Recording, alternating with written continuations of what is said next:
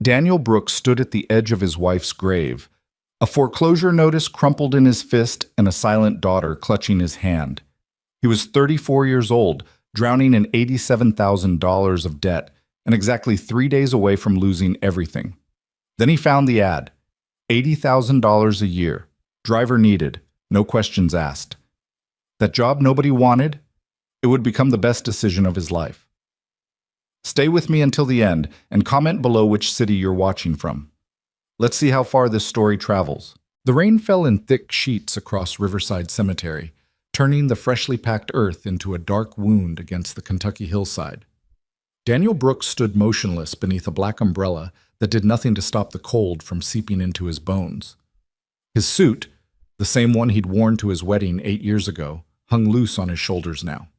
He'd lost 20 pounds in the 6 months since Sarah got sick, another 10 since she stopped breathing in that hospital bed, her hand going cold in his while their daughter slept in the chair beside them. "Daddy?" The word was barely a whisper. Daniel looked down at Lily, her small face pale beneath the hood of her raincoat. She hadn't spoken much since the funeral 3 weeks ago. 7 years old, and already she understood that some losses couldn't be fixed with bandages or bedtime stories. "Yeah, baby?" But Lily didn't say anything else. She just pointed at the headstone, where rainwater pooled in the carved letters of her mother's name. Sarah Michelle Brooks, beloved wife and mother, 1986-2024. Daniel's throat tightened. He wanted to say something, anything, that might make this moment less brutal. But what words existed for a child watching her mother's grave fill with rain? What comfort could he offer when he couldn't even comfort himself? "We should go," he finally managed. "You'll catch cold." Lily nodded, but didn't move. Her eyes stayed fixed on the headstone, and Daniel recognized the look on her face. It was the same expression he saw in the mirror every morning, the look of someone trying to understand how the world could keep spinning when their entire universe had collapsed. He knelt down beside her, his knees sinking into the wet grass. "Hey, look at me." Slowly, Lily turned. Her eyes, Sarah's eyes, that same impossible shade of green, met his.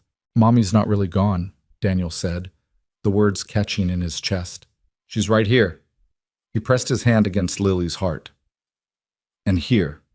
He touched her temple gently. "Every time you remember her laugh, every time you think about the stories she told you, every time you see something beautiful and wish you could show her, that's her, still with us.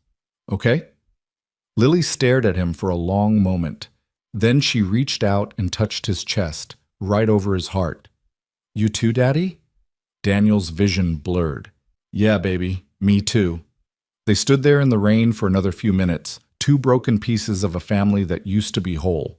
When they finally walked back to the car, a 15-year-old Honda Civic with a cracked windshield and an engine that knocked whenever it idled, Daniel carried Lily in his arms, her face pressed against his shoulder. He didn't look back at the grave. He couldn't. The apartment was dark when they got home. Daniel had stopped paying the electric bill 2 months ago, choosing instead to put that money toward the hospital bills that kept arriving like paper avalanches. The power company had been patient, a courtesy extended to grieving families, he supposed. But patience had limits. The lights had gone out 3 days ago. "Careful on the stairs," Daniel said, guiding Lily up to the second floor with a flashlight. The building was old, the stairs creaked, and the hallway smelled like mildew and other people's cooking. It wasn't much, but it was all they had. No, it was all they used to have. The foreclosure notice was still sitting on the kitchen counter where Daniel had thrown it that morning. He'd read it so many times he had the words memorized. Failure to pay. 30 days to vacate. Legal action will be taken. 30 days. That was all the time they had left. Daniel helped Lily change out of her wet clothes and into her pajamas. He microwaved a can of soup on the gas stove, the one utility he'd managed to keep running, and they ate in silence at the kitchen table, a single candle flickering between them. "Daddy?" Lily's voice was so quiet he almost missed it. "Yeah, sweetheart?" "Where are we going to live?" The question hit Daniel like a physical blow. He'd been so focused on getting through each day, each hour, each minute, that he hadn't let himself think about what came next. But Lily was thinking about it. Of course she was. She was 7, not stupid. I'm going to figure that out, he said, forcing confidence into his voice. I promise. Daddy's going to take care of everything. How? Daniel opened his mouth to answer, but nothing came out. How? That was the question, wasn't it? He'd been a construction supervisor before Sarah got sick.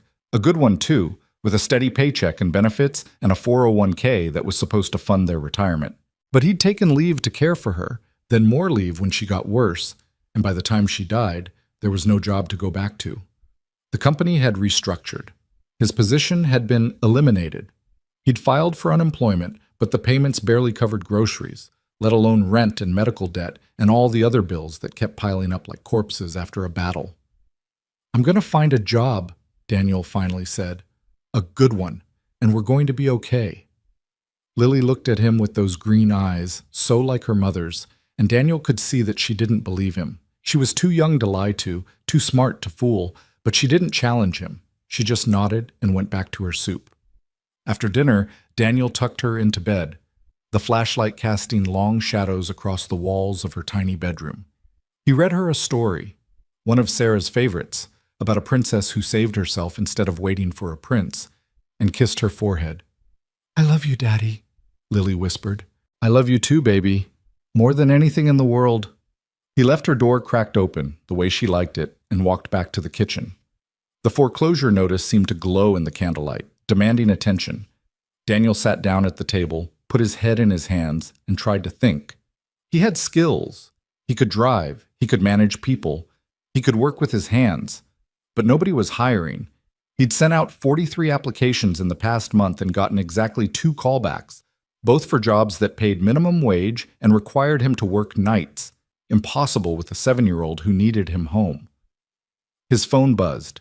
Daniel pulled it out of his pocket, expecting another collection call, another automated reminder that his life was falling apart. Instead, it was a text from his sister in California. Any luck with the job search? Daniel stared at the message for a long moment. His sister had offered to let him and Lily stay with her, to start over on the West Coast. She meant well. She always meant well. But California was 3,000 miles away from everything Daniel knew, from the house where he and Sarah had built their life, from the cemetery where she now rested. Still looking, he typed back, Something will come up. Let me know if you need money. I can send some. Daniel's pride wanted to refuse. His circumstances wouldn't let him. Maybe next week, he replied. Thanks, Jenny. He put the phone down and stared at the foreclosure notice again. 30 days. Less than that now, 27. And then what? A shelter? His sister's couch? The street? Daniel walked to the window and looked out at the rain-soaked city. Somewhere out there, people were living normal lives. Going to work, coming home, kissing their spouses, tucking in their kids. They didn't know how close they were to losing everything. They didn't understand that the line between stability and catastrophe was thinner than a spider's web. He'd understood once, before Sarah got sick, before the world fell apart. Now he understood too well. The next morning, Daniel dropped Lily off at school. The teachers knew about Sarah, everyone knew, and they'd been kind about the unpaid lunch fees and the permission slips he kept forgetting to sign. But kindness had limits, just like patience, and Daniel could see the concern in their eyes when they looked at Lily. She hadn't spoken to another child in weeks. She sat alone at lunch, alone at recess, alone in that terrible way that only grieving children can be alone. She's adjusting, Mrs. Patterson, her teacher, told Daniel in the hallway. It takes time. How much time? Mrs. Patterson's smile was sad. As much as she needs. Daniel thanked her and walked back to his car. He had 6 hours until he needed to pick Lily up. 6 hours to find a miracle. He started at the unemployment office, where he sat for 2 hours filling out forms and waiting for a counselor who told him nothing he didn't already know. He applied for food stamps, swallowed his pride, and sat through an interview with a caseworker who looked at him with a mixture of pity and bureaucratic exhaustion. You'll hear from us within 2 weeks, she said. I don't have 2 weeks, Daniel said. She shrugged. That's the process, Mr. Brooks. He left the office feeling worse than when he'd arrived. The rain had stopped, replaced by a gray sky that seemed to press down on the city like a wet blanket. Daniel walked to a coffee shop, the cheap kind, where a cup cost $1 and they didn't mind if you sat for hours, and pulled out his phone to search job listings. Most of what he found was what he'd already seen. Minimum wage positions, night shifts, jobs that required experience he didn't have or degrees he couldn't afford. He scrolled past restaurant gigs and warehouse work and exciting opportunities that turned out to be pyramid schemes. And then he saw it. The ad was buried in the classified section, wedged between a listing for a used refrigerator and an offer for free puppies to Good Home. It was only 3 lines long, $80,000 a year. Driver needed, no questions asked. At the bottom was a phone number and an address. Daniel stared at the ad for a long moment. $80,000 a year was more than he'd ever made in his life. It was enough to pay off his debts, find a new apartment, give Lily the stability she desperately needed. It was enough to start over. But no questions asked? What kind of job came with a condition like that? Daniel's first instinct was to scroll past. Whatever this was, it couldn't be legitimate. Probably a scam, or worse, something illegal. He wasn't desperate enough to get involved with criminals. Except, he was desperate. He was exactly that desperate. He looked at the address. It was in the old money part of town, up on the hill where the mansions looked down on the rest of the city like disapproving grandparents. Rich people lived there. Old families, the kind who'd been wealthy for so long they'd forgotten what it meant to struggle. What would someone like that need a driver for? And why would they pay so much? Daniel's thumb hovered over the phone number. His rational mind screamed at him to forget it, to keep scrolling, to find something safe and normal and boring. But his rational mind wasn't the one facing eviction in 27 days. His rational mind wasn't the one with a silent daughter and a dead wife and a stack of bills that grew higher every time he blinked. He pressed call. The phone rang 3 times before someone picked up. Hayes Residence?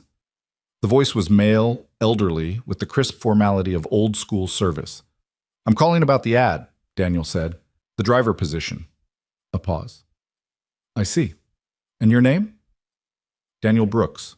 Mr. Brooks, can you be here at 4 o'clock this afternoon?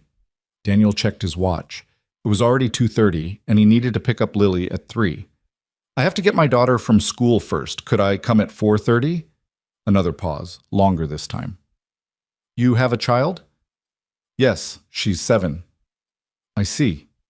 The voice on the other end seemed to be weighing something. 4:30 will be acceptable. The address is 847 Hillcrest Drive. Please use the service entrance on the east side of the property. I'll be there.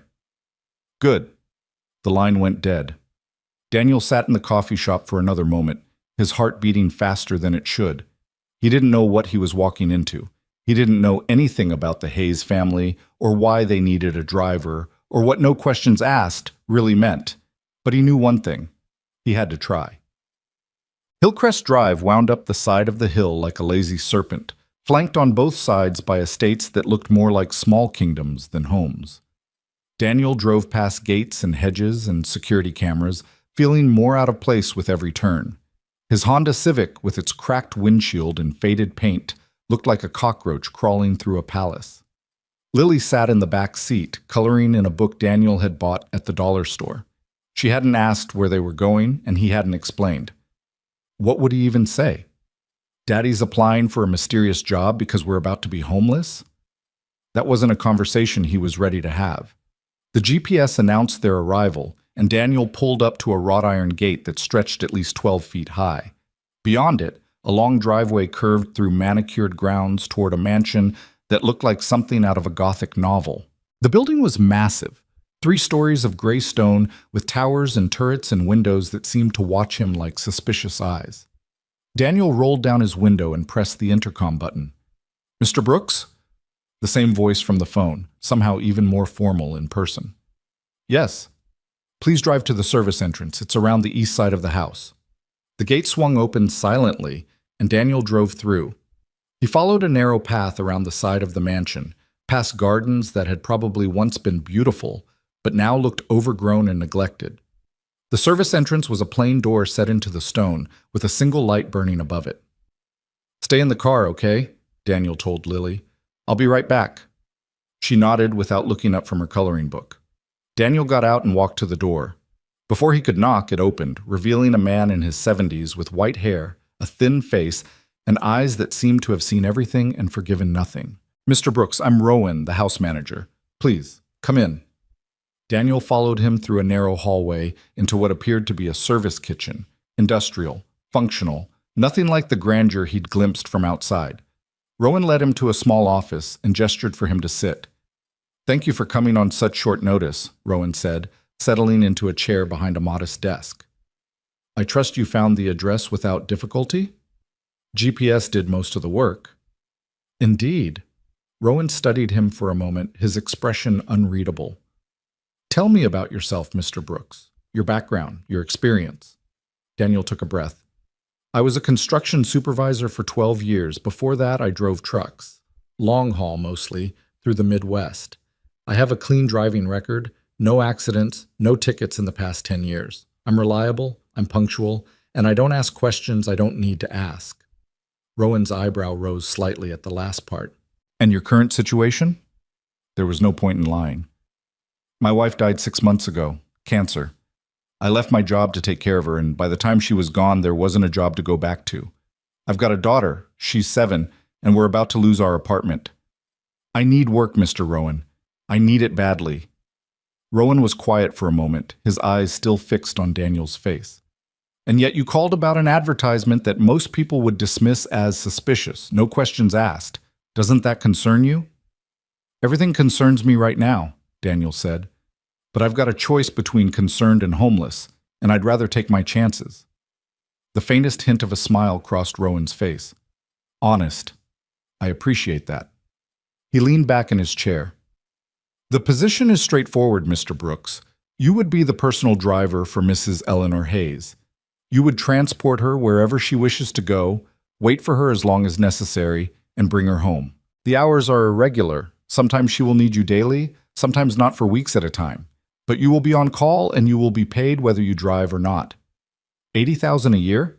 "Correct. Plus the use of the vehicle, naturally. A Mercedes sedan, fully maintained. And if you require accommodations..." "What's the catch?" Rowan paused. "I'm sorry?" "The catch," Daniel repeated. "Nobody pays $80,000 a year for a driver without a catch. What aren't you telling me?" Rowan was silent for a long moment. Then he stood and walked to the window, his hands clasped behind his back. "Mrs. Hayes is not an easy person to work for. She has certain habits, certain routines that must be respected without question. She does not engage in small talk. She does not explain her actions. She does not tolerate deviation from her instructions. The previous 3 drivers lasted less than 2 months each. The 4th didn't make it through the first week." "What happened to them?" "They asked too many questions." Rowan turned to face him. "This is not a job for the curious, Mr. Brooks. This is a job for someone who can accept that they will see things they don't understand, hear things that make no sense, and be asked to do things that seem pointless or even bizarre. If you can do that, if you can simply drive, wait, and drive home again without demanding explanations, then you will find Mrs. Hayes a generous employer." Daniel thought about the foreclosure notice, about Lily's silent grief, about the empty refrigerator and the dark apartment and all the ways his life had fallen apart. "When do I start?" Rowan took him to meet Mrs. Hayes. They walked through the mansion, and Daniel couldn't help but stare. The interior was beautiful in a cold, haunted way. Marble floors, vaulted ceilings, paintings that looked like they belonged in museums. But it was also silent. No music, no conversation, no laughter. The kind of silence that accumulated over years of loneliness. "Mrs. Hayes keeps to herself," Rowan said quietly, as if reading Daniel's thoughts. "She has few visitors and fewer friends. You will likely be one of the only people she sees on a regular basis." "What about family?" Rowan's expression flickered just for a moment. "There is no family, not anymore." Before Daniel could ask what that meant, they arrived at a set of double doors. Rowan knocked once, then pushed them open. The room beyond was a study, lined with books and dominated by a massive fireplace that sat cold and dark. And in a chair by the window, silhouetted against the gray afternoon light, sat Eleanor Hayes. She was older than Daniel had expected, somewhere in her 60s, with silver hair pulled back severely from a face that might once have been beautiful. Her eyes were dark, almost black, and they fixed on Daniel with an intensity that made him want to step back. "Mrs. Hayes," Rowan said, "this is Daniel Brooks, the new driver." Eleanor said nothing. She just stared at Daniel, her expression completely unreadable. The silence stretched out for 5 seconds, 10, 20. Daniel felt sweat begin to form on the back of his neck. "You're married," Eleanor finally said. Her voice was low, rough, like she hadn't used it in a while. "I was. My wife passed away." Something shifted in Eleanor's eyes. A flicker of recognition, or perhaps pain. "Children?" "A daughter, 7 years old." "Where is she now?" Daniel hesitated.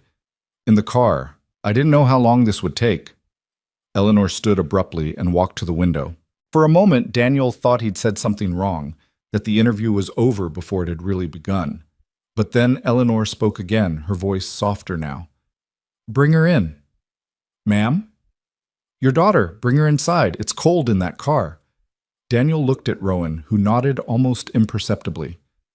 "I'll show you back to the entrance. Bust some." Lily was still coloring when Daniel opened the car door, her small hands gripping a purple crayon.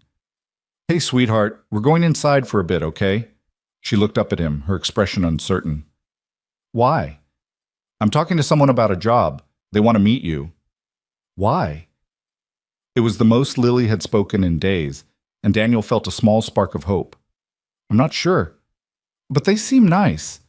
Will you come with me?" Lily considered this for a moment, then closed her coloring book and climbed out of the car. She took Daniel's hand, and together they walked into the Hayes mansion. Rowan led them back through the hallways to the study. Eleanor was still standing by the window, but she turned when they entered. Her eyes went immediately to Lily, and something changed in her face. A softening. A crack in the stone mask she wore. "Hello?" Eleanor said, her voice gentler than it had been before. "What's your name?" Lily pressed closer to Daniel's leg. She didn't answer. "This is Lily," Daniel said. "She's a little shy." Eleanor nodded slowly. "I understand." She took a step closer, then knelt down so she was at Lily's eye level. It was a graceful movement, despite her age, and it transformed her from an intimidating figure into something almost vulnerable. "I lost someone too," Eleanor said quietly. "Someone very important to me. It's hard to talk after something like that, isn't it?" Lily stared at her. Then, almost imperceptibly, she nodded. Eleanor smiled, a small, sad smile, but a smile nonetheless. "You have your father's eyes. They're kind eyes. He must be a good father." She stood and looked at Daniel. "You're hired, Mr. Brooks. Rowan will explain the details. You start tomorrow." And just like that, the interview was over. That night, Daniel lay in bed staring at the ceiling, listening to Lily's soft breathing in the next room. He'd signed the paperwork, received an advance on his first month's salary, and scheduled his first day for 8 o'clock the following morning. In less than 24 hours, his life had gone from hopeless to something else. He didn't know what to make of Eleanor Hayes. She was clearly wealthy, clearly troubled, clearly surrounded by secrets. The mansion felt more like a mausoleum than a home, and Rowan's warnings echoed in his mind. She has certain habits, certain routines that must be respected without question. What did that mean? What kind of routines? No questions asked. Daniel closed his eyes. He thought about Sarah, about the way she used to tease him for his curiosity. "You're like a cat," she'd say, "always poking your nose where it doesn't belong." Maybe she was right. Maybe his curiosity would be his downfall, but right now it didn't matter. What mattered was the check sitting on his dresser, enough to stop the foreclosure, enough to turn the lights back on, enough to buy Lily new shoes because her old ones were wearing through at the toes. What mattered was surviving. Whatever secrets Eleanor Hayes was hiding, whatever strange routines she followed, whatever demons haunted that empty mansion, Daniel would deal with them. He would drive where she told him to drive, wait where she told him to wait, and keep his mouth shut. He had no choice. The first day came with a cold dawn and a thin layer of frost on the windshield. Daniel scraped the ice with a credit card. His actual scraper had been sacrificed to the pawn shop months ago and drove Lily to school in silence. I've got a new job, he told her as they pulled up to the building. I might be late picking you up sometimes, but Grandma Jenny said she'd call you after school to check in, okay? Lily nodded. And I love you, you know that, right? Another nod. Daniel watched her walk into the building, her small backpack bouncing with each step. Then he turned the car toward Hillcrest Drive. The mansion looked even more imposing in the morning light, the stone darker, the windows more watchful. Daniel parked by the service entrance and found Rowan waiting for him with a set of keys. The Mercedes is in the garage, Rowan said. Tank is full, GPS is updated, and there's a thermos of coffee in the cup holder. Mrs. Hayes prefers you to wait in the car until she's ready. How will I know when she's ready? She'll come out. Rowan handed him the keys. And Mr. Brooks? Whatever happens today, remember what we discussed.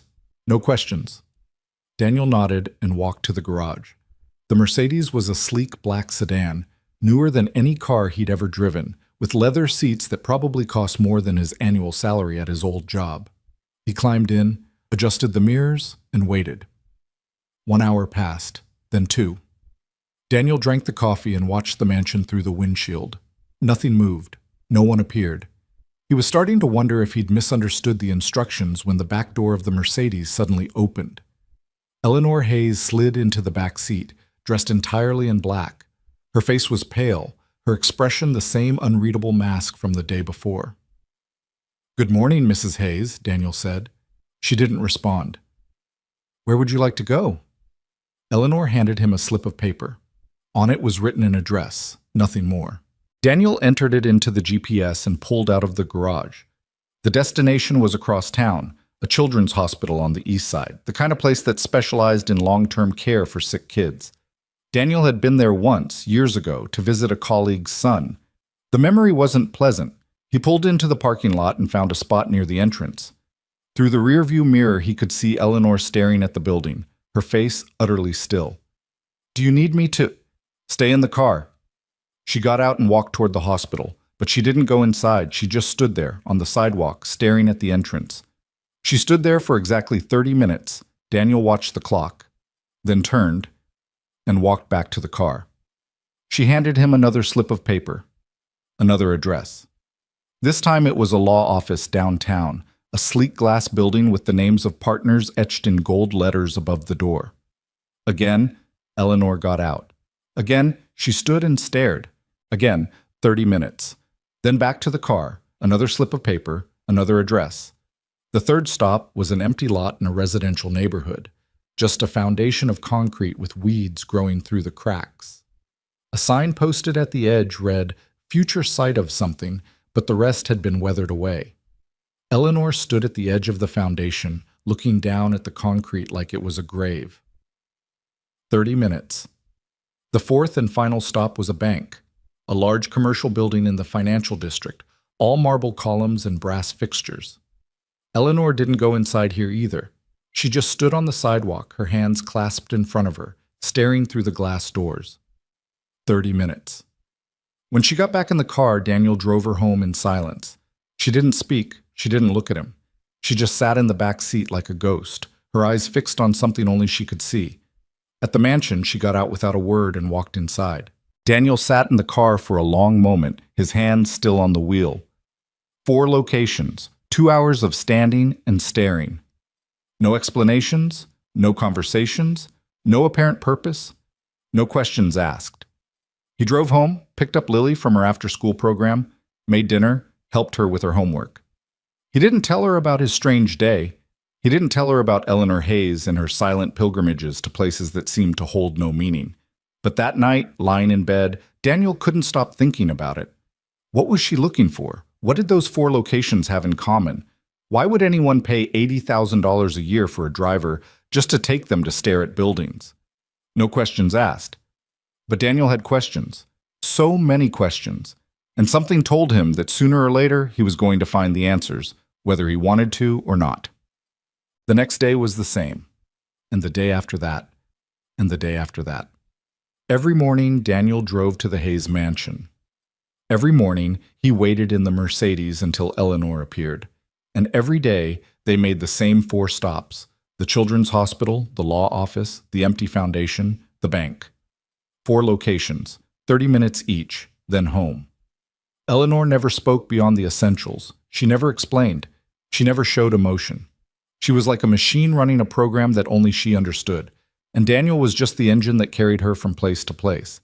By the end of the first week, he had the route memorized.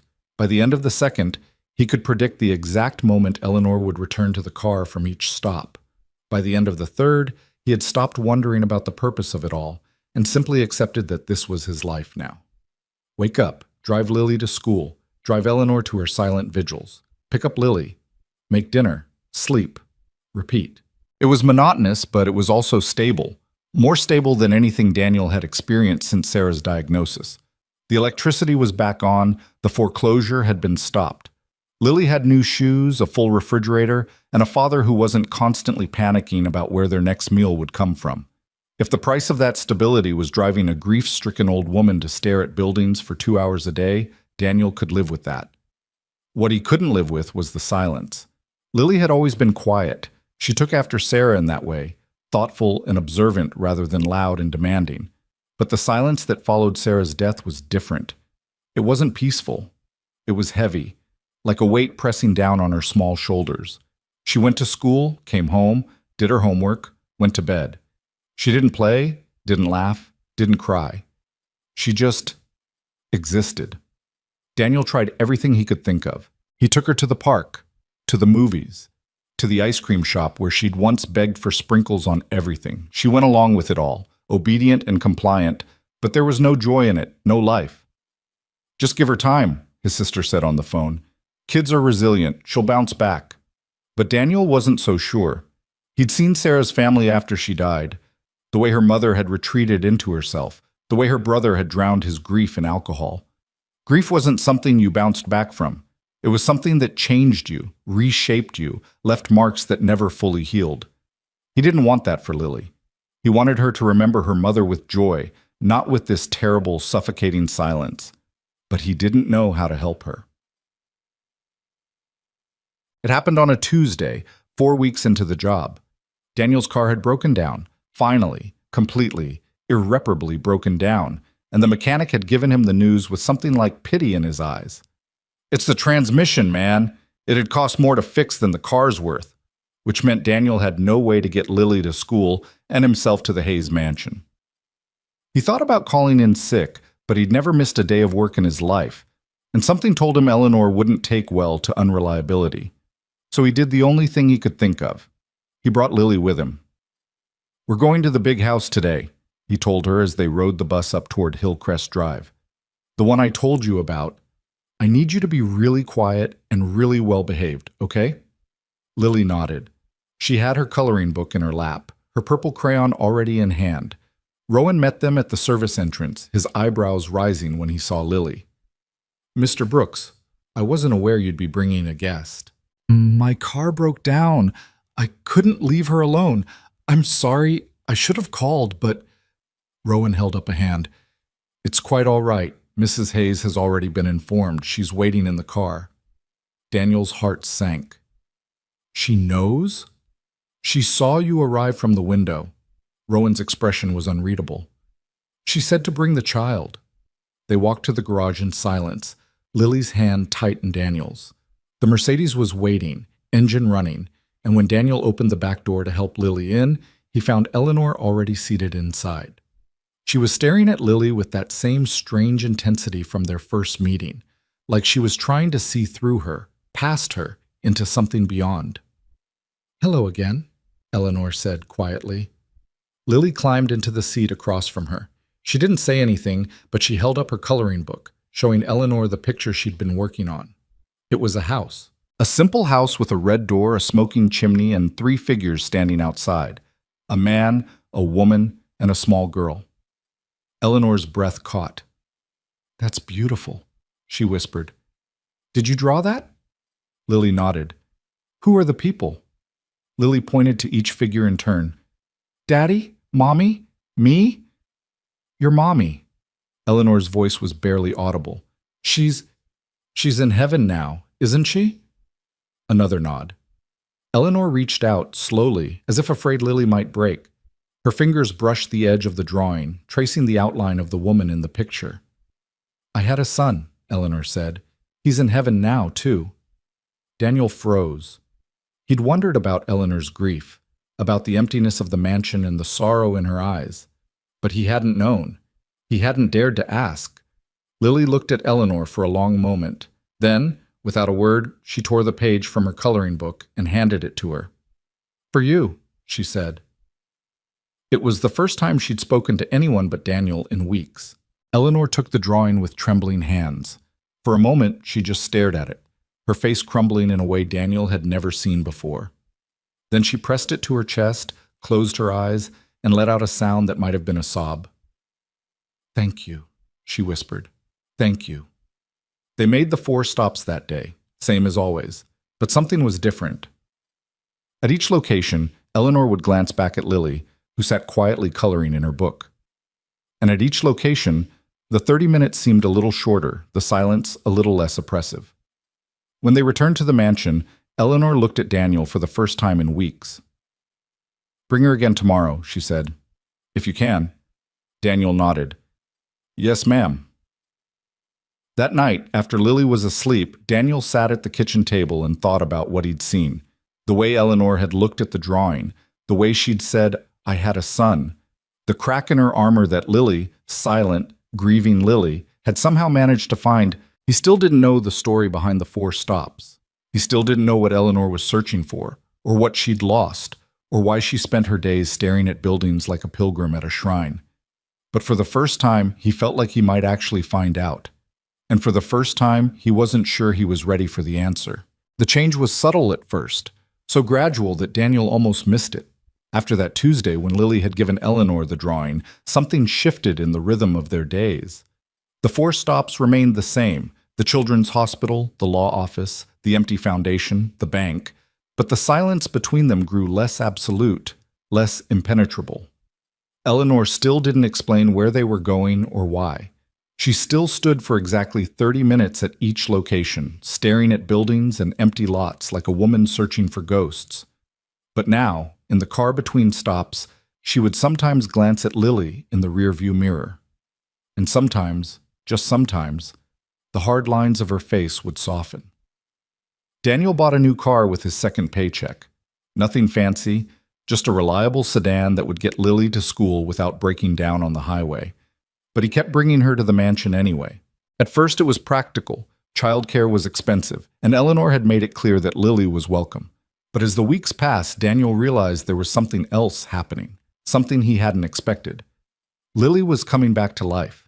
It started with small things, a question at dinner about what Eleanor's house looked like inside, a request for more purple crayons because she'd used up her favorite one. The way she started looking out the window during their drives, watching the world go by with something that resembled curiosity instead of the blank stare she'd worn since Sarah's funeral. And then, one morning in early November, Lily laughed.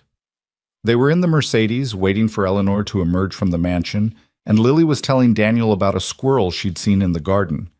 "It was carrying a nut this big," she said, holding her hands apart to show him. And then it dropped it, and it rolled all the way down the hill, and the squirrel chased it, and then another squirrel came and tried to steal it, and they were fighting over it like... She stopped mid-sentence, her eyes going wide.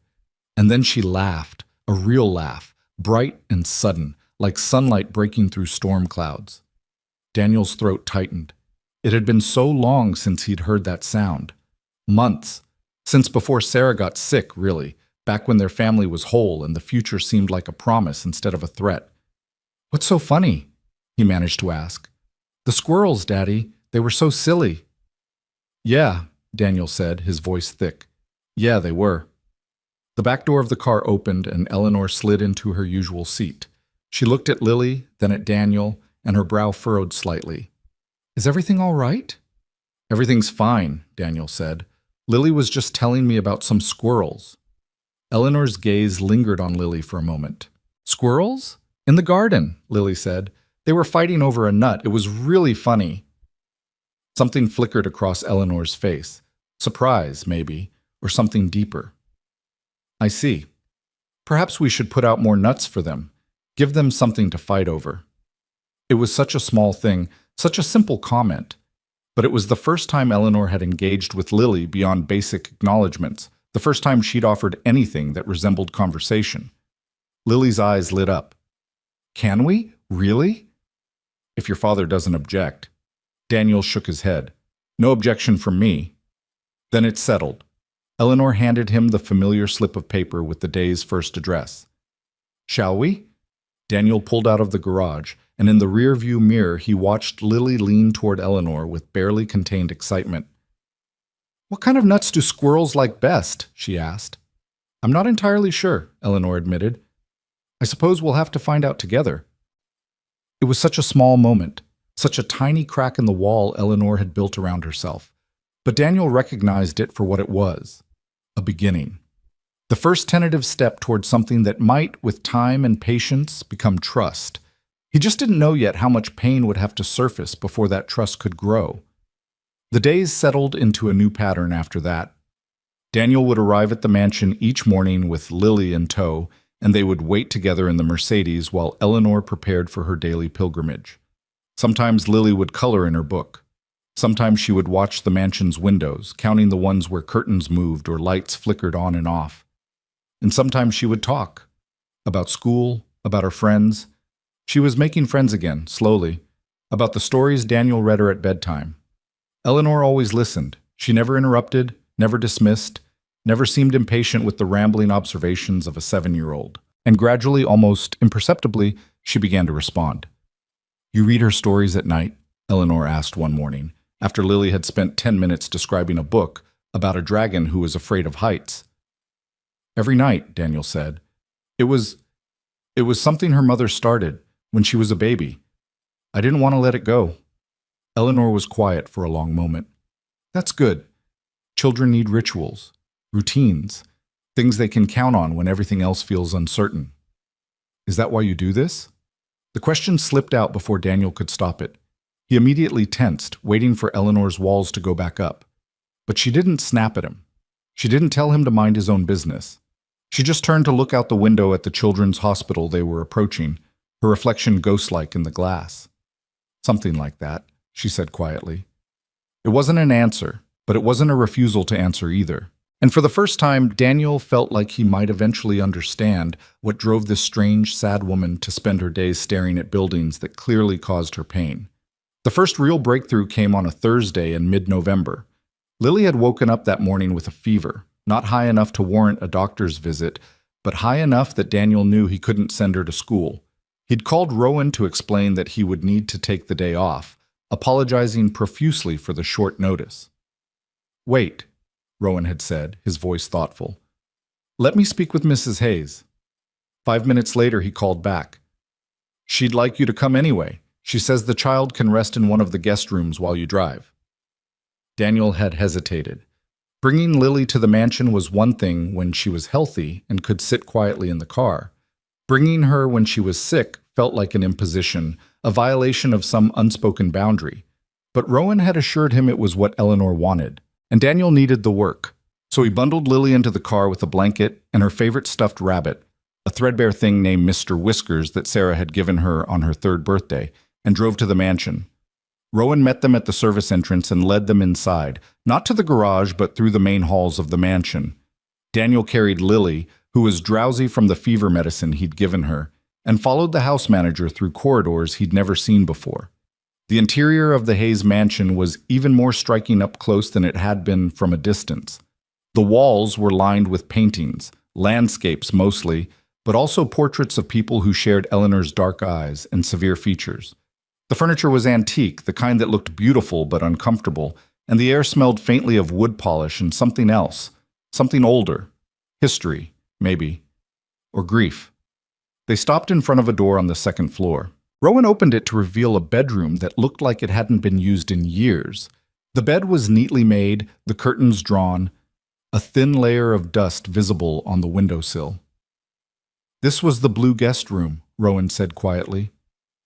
Mrs. Hayes thought the child might be comfortable here. Daniel laid Lily on the bed and tucked the blanket around her. She was already half asleep, Mr. Whiskers clutched tight against her chest. I'll be back soon, he whispered. You rest, okay? Okay, Daddy.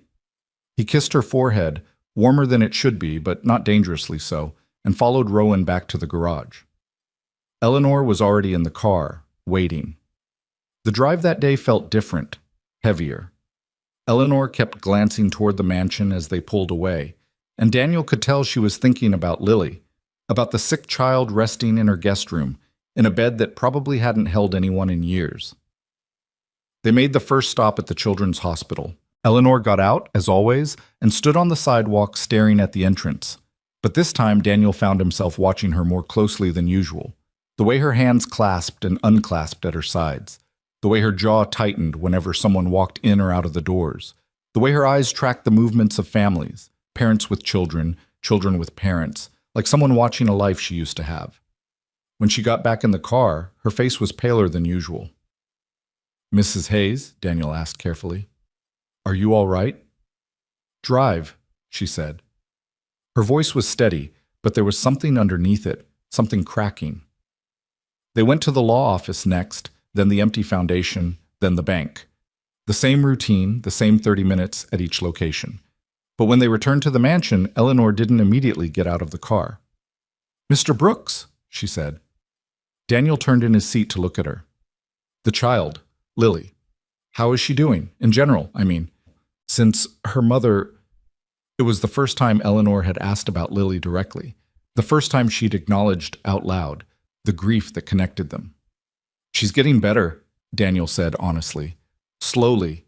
She didn't talk for weeks after Sarah died. Didn't laugh, didn't play, didn't seem interested in anything, but lately, I don't know, something's changed. She's starting to come back. Eleanor was silent for a long moment. Then, so quietly Daniel almost didn't hear her. Children are stronger than we give them credit for. They can survive things that would destroy an adult. Did your son survive something?" The question hung in the air between them. Daniel knew he was pushing, knew he was risking the fragile trust they'd been building. But he couldn't help himself. The mystery of Eleanor Hayes had been eating at him for weeks, and he sensed that she was close, so close, to finally letting him in. Eleanor's hand went to her throat, touching a chain that Daniel hadn't noticed before. She pulled it out from beneath her collar, and he saw that it held a small pendant, a silver oval, tarnished with age. "My son," she said slowly, "did not survive. That's why we go to those places. That's why I stand there every day, staring at buildings that mean nothing to anyone else." She turned to look at Daniel, and for the first time he saw tears in her eyes. "They're the last places where Matthew was still alive, where I still had hope, where the story hadn't ended yet." Daniel didn't know what to say. He'd suspected something like this, had pieced together fragments from Rowan's hints and Eleanor's behavior, but hearing it confirmed was different, heavier. "I'm sorry," he finally managed. "I'm so sorry." Eleanor shook her head. "Don't be sorry, Mr. Brooks. Just understand. When I look at your daughter, I see everything I lost, everything I failed to save. And it hurts. God, it hurts. But it also reminds me that I'm still capable of feeling something, that I haven't completely turned to stone." She opened the car door and stepped out, but before she walked away, she turned back. "Thank you for bringing her today. It's been a long time since this house had a child in it. I'd forgotten how much light they carry with them." She walked into the mansion, and Daniel sat in the car for a long time, processing what he'd just learned. Matthew, her son, the hospital where he was born maybe, the law office where— what? The foundation of something that was never built. The bank holding something he never got to use. Pieces of a puzzle, slowly coming together. But Daniel still didn't have the whole picture. And something told him that when he finally did, it would change everything. Lily's fever broke that night, but Eleanor insisted she come back to the mansion the next day anyway. "I've arranged for a tutor," she told Daniel when he tried to suggest that Lily should stay home and rest. "Someone to help her catch up on any schoolwork she missed. And Rowan has stocked the kitchen with soup, the kind children like, with noodles shaped like letters." Daniel stared at her. "You didn't have to do that." "I know I didn't have to. I wanted to." Eleanor's voice was crisp, businesslike, but there was something underneath it, something that might have been hope. "Unless you object." "No, No, thank you. She'll love that. And she did. Lily spent that day in the mansion's library, a cavernous room lined floor to ceiling with books that looked older than the country itself, working with a patient young woman named Claire, who had been hired specifically to help her. When Daniel returned from driving Eleanor on her rounds, he found his daughter sitting cross-legged on an antique rug, happily explaining to Claire why the letter Q was the silliest letter in the alphabet. Because it always needs you, Lily was saying. It can't do anything by itself. That's silly. Claire laughed. That's a very good point. I never thought of it that way. Daniel watched from the doorway, his heart swelling with something he hadn't felt in months. Hope. Real hope. Not the desperate, grasping kind that had kept him going after Sarah died, but something gentler, something sustainable. She's remarkable, Eleanor said from behind him. Daniel turned to find her standing in the hallway, her arms crossed, watching Lily through the doorway. So bright, so curious. She reminds me of... She stopped herself, but Daniel knew what she'd been about to say. Matthew. She reminded Eleanor of her son. Thank you, Daniel said, for all of this. The tutor, the soup, letting her stay here when she was sick. You didn't have to do any of it. Perhaps not.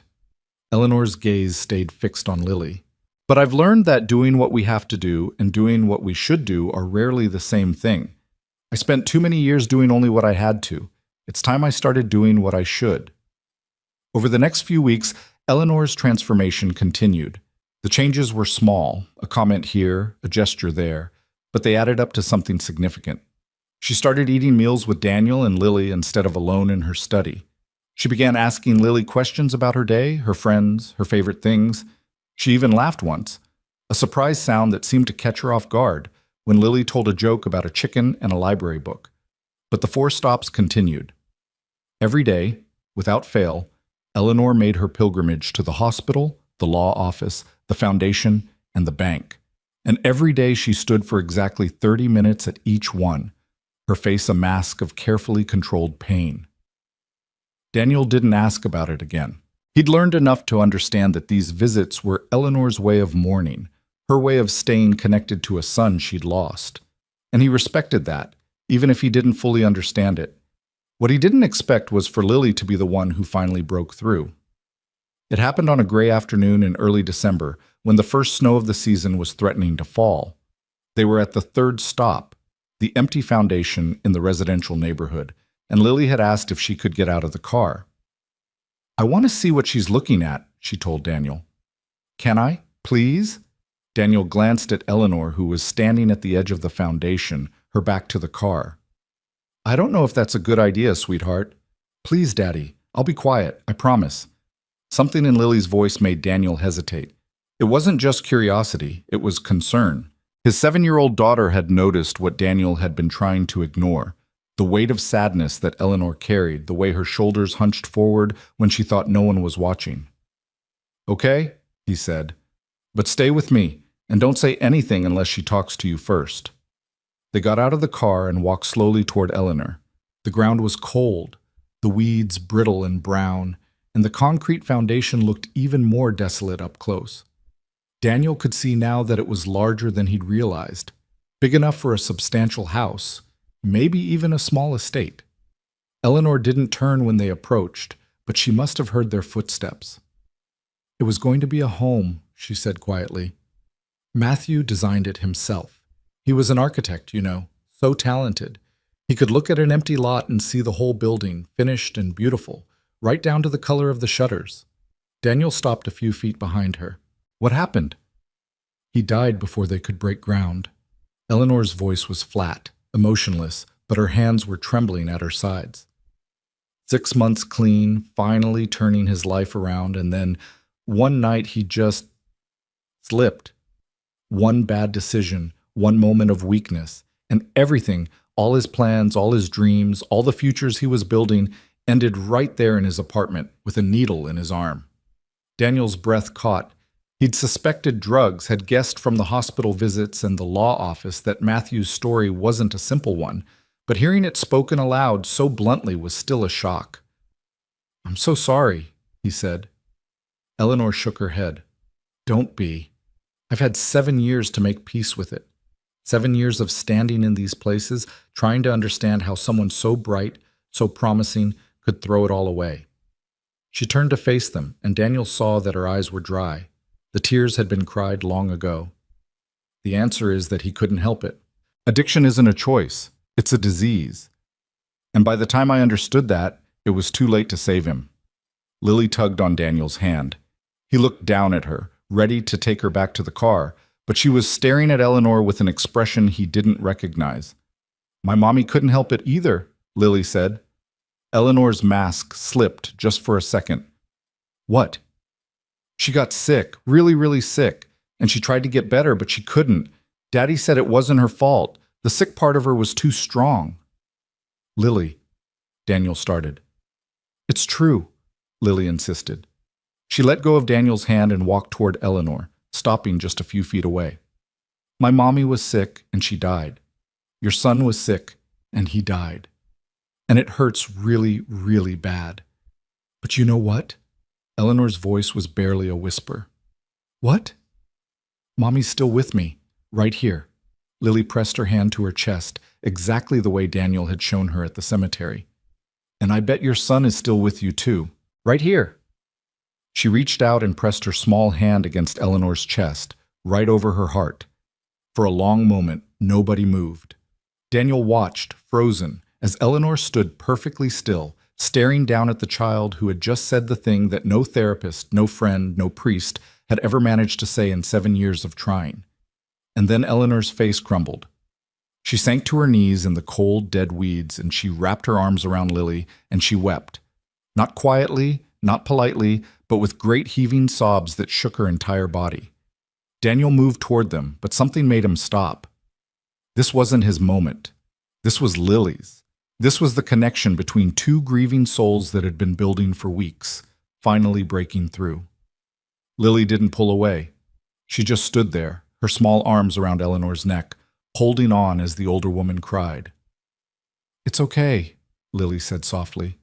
It's okay to be sad. Daddy says crying helps the sad get out. Eleanor laughed through her tears, a broken, watery sound. Your daddy is very wise. I know. Lily pulled back slightly, looking at Eleanor with those serious green eyes. Do you feel a little better now? Eleanor wiped her face with trembling hands. I do. A little. Good. Lily nodded decisively. Can we go back to the car now? It's really cold. Despite everything, the tears, the grief, the weight of 7 years of pain, Eleanor smiled. A real smile. The first one Daniel had seen from her. Yes, she said. Let's go back to the car. That night, after Daniel had put Lily to bed, he sat in the darkness of his living room and thought about what he'd witnessed. The way Eleanor had broken down. The way Lily had known exactly what to say. The connection between them that seemed to transcend age and circumstance and all the walls people built to protect themselves from pain. His phone buzzed, a text from a number he didn't recognize. Mr. Brooks, I'd like to speak with you tomorrow, alone if possible. There are things you should know. It was signed with a single letter, R. Rowan. Daniel stared at the message for a long moment. Then he typed his reply. I'll be there. The next morning, Daniel dropped Lily at school instead of bringing her to the mansion. She protested. She'd grown attached to Claire, to the library, to the ritual of their days. But Daniel promised she could come back the next day. There's something I need to do today, he told her. Something important. About Mrs. Eleanor? Daniel hesitated. His daughter was more perceptive than he'd given her credit for. Yes, about Mrs. Eleanor. Okay. Lily nodded solemnly. Tell her I said hi. I will, sweetheart. Rowan was waiting for him at the service entrance, as always. But instead of leading him to the garage, the house manager took him through the main house to a small sitting room Daniel had never seen before. Please, sit, Rowan said, gesturing to a leather armchair. Can I offer you tea? Coffee? Coffee, please. Black. Rowan disappeared briefly and returned with 2 cups. He handed one to Daniel and took a seat across from him, his posture formal but his expression troubled. You've been with us for almost 2 months now, Rowan began. In that time, you've seen things that would have driven other drivers away. The silence, the strange routine, Mrs. Hayes's moods. He paused. But you stayed, and more than that, you brought your daughter. You allowed her into Mrs. Hayes's life. I didn't have much choice at first, Daniel admitted. My car broke down. Perhaps. But you kept bringing her after. Why? Daniel thought about it. Because Lily needed it. She'd been so lost since her mother died, so quiet. And there was something about Mrs. Hayes, about this place, that seemed to reach her. I don't know how to explain it. You don't need to explain it, Rowan said. I've seen it too. For 7 years, I've watched Mrs. Hayes slowly disappear into herself.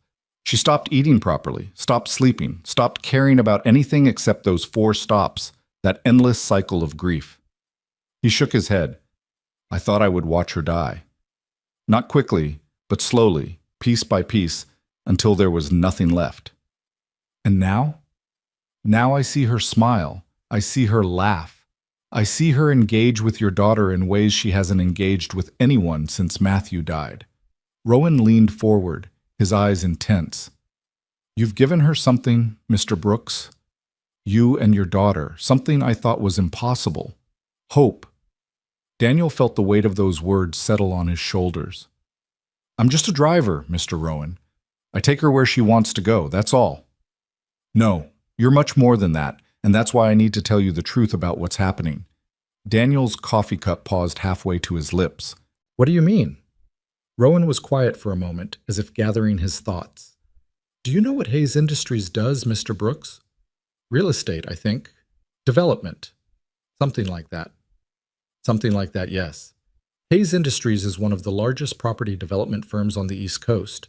They own shopping centers, office buildings, apartment complexes. They employ thousands of people and generate hundreds of millions of dollars in revenue every year. Okay. Daniel didn't see where this was going. Mrs. Hayes inherited the company when her husband died 15 years ago. She never wanted to run it. She was a teacher before she married into the Hayes family, if you can believe that. But there was no one else. Matthew was still in college, struggling with demons she didn't yet fully understand. So she took over, and she was good at it, ruthless even. She had to be, to survive in that world. And now? Now the company is embarking on a new project, a major redevelopment initiative in a neighborhood on the east side of the city. They're calling it the Riverside Renewal Project. Rowan's voice tightened. What they don't mention in the press releases is that the renewal will require the eviction of over 200 families from their homes. Daniel's stomach dropped. 200 families? Low-income housing, mostly. People who can't afford lawyers, can't fight back, can't do anything except pack their bags when the notices arrive. Rowan's eyes met Daniel's. People like you, Mr. Brooks. People who are one bad month away from losing everything. Daniel set his coffee cup down. His hands were shaking slightly. Does Mrs. Hayes know about this? She signed off on it 3 years ago, before Matthew died. Back then she was a different person, harder, more focused on the bottom line. Rowan sighed. She spent the last 7 years drowning in grief, Mr. Brooks. She hasn't set foot in the company offices since the funeral. The board runs everything now, and they've been waiting for this project to go forward. The eviction notices go out next month. Why are you telling me this? Rowan stood and walked to the window, his back to Daniel. Because I believe you're the only one who might be able to stop it. Me? I'm nobody. I'm just... You're the person she trusts, you and your daughter. You've broken through to her in a way no one else has been able to. Rowan turned to face him. If anyone can convince her to look at what's happening in her own company, to see the people who will be hurt by her decisions, it's you.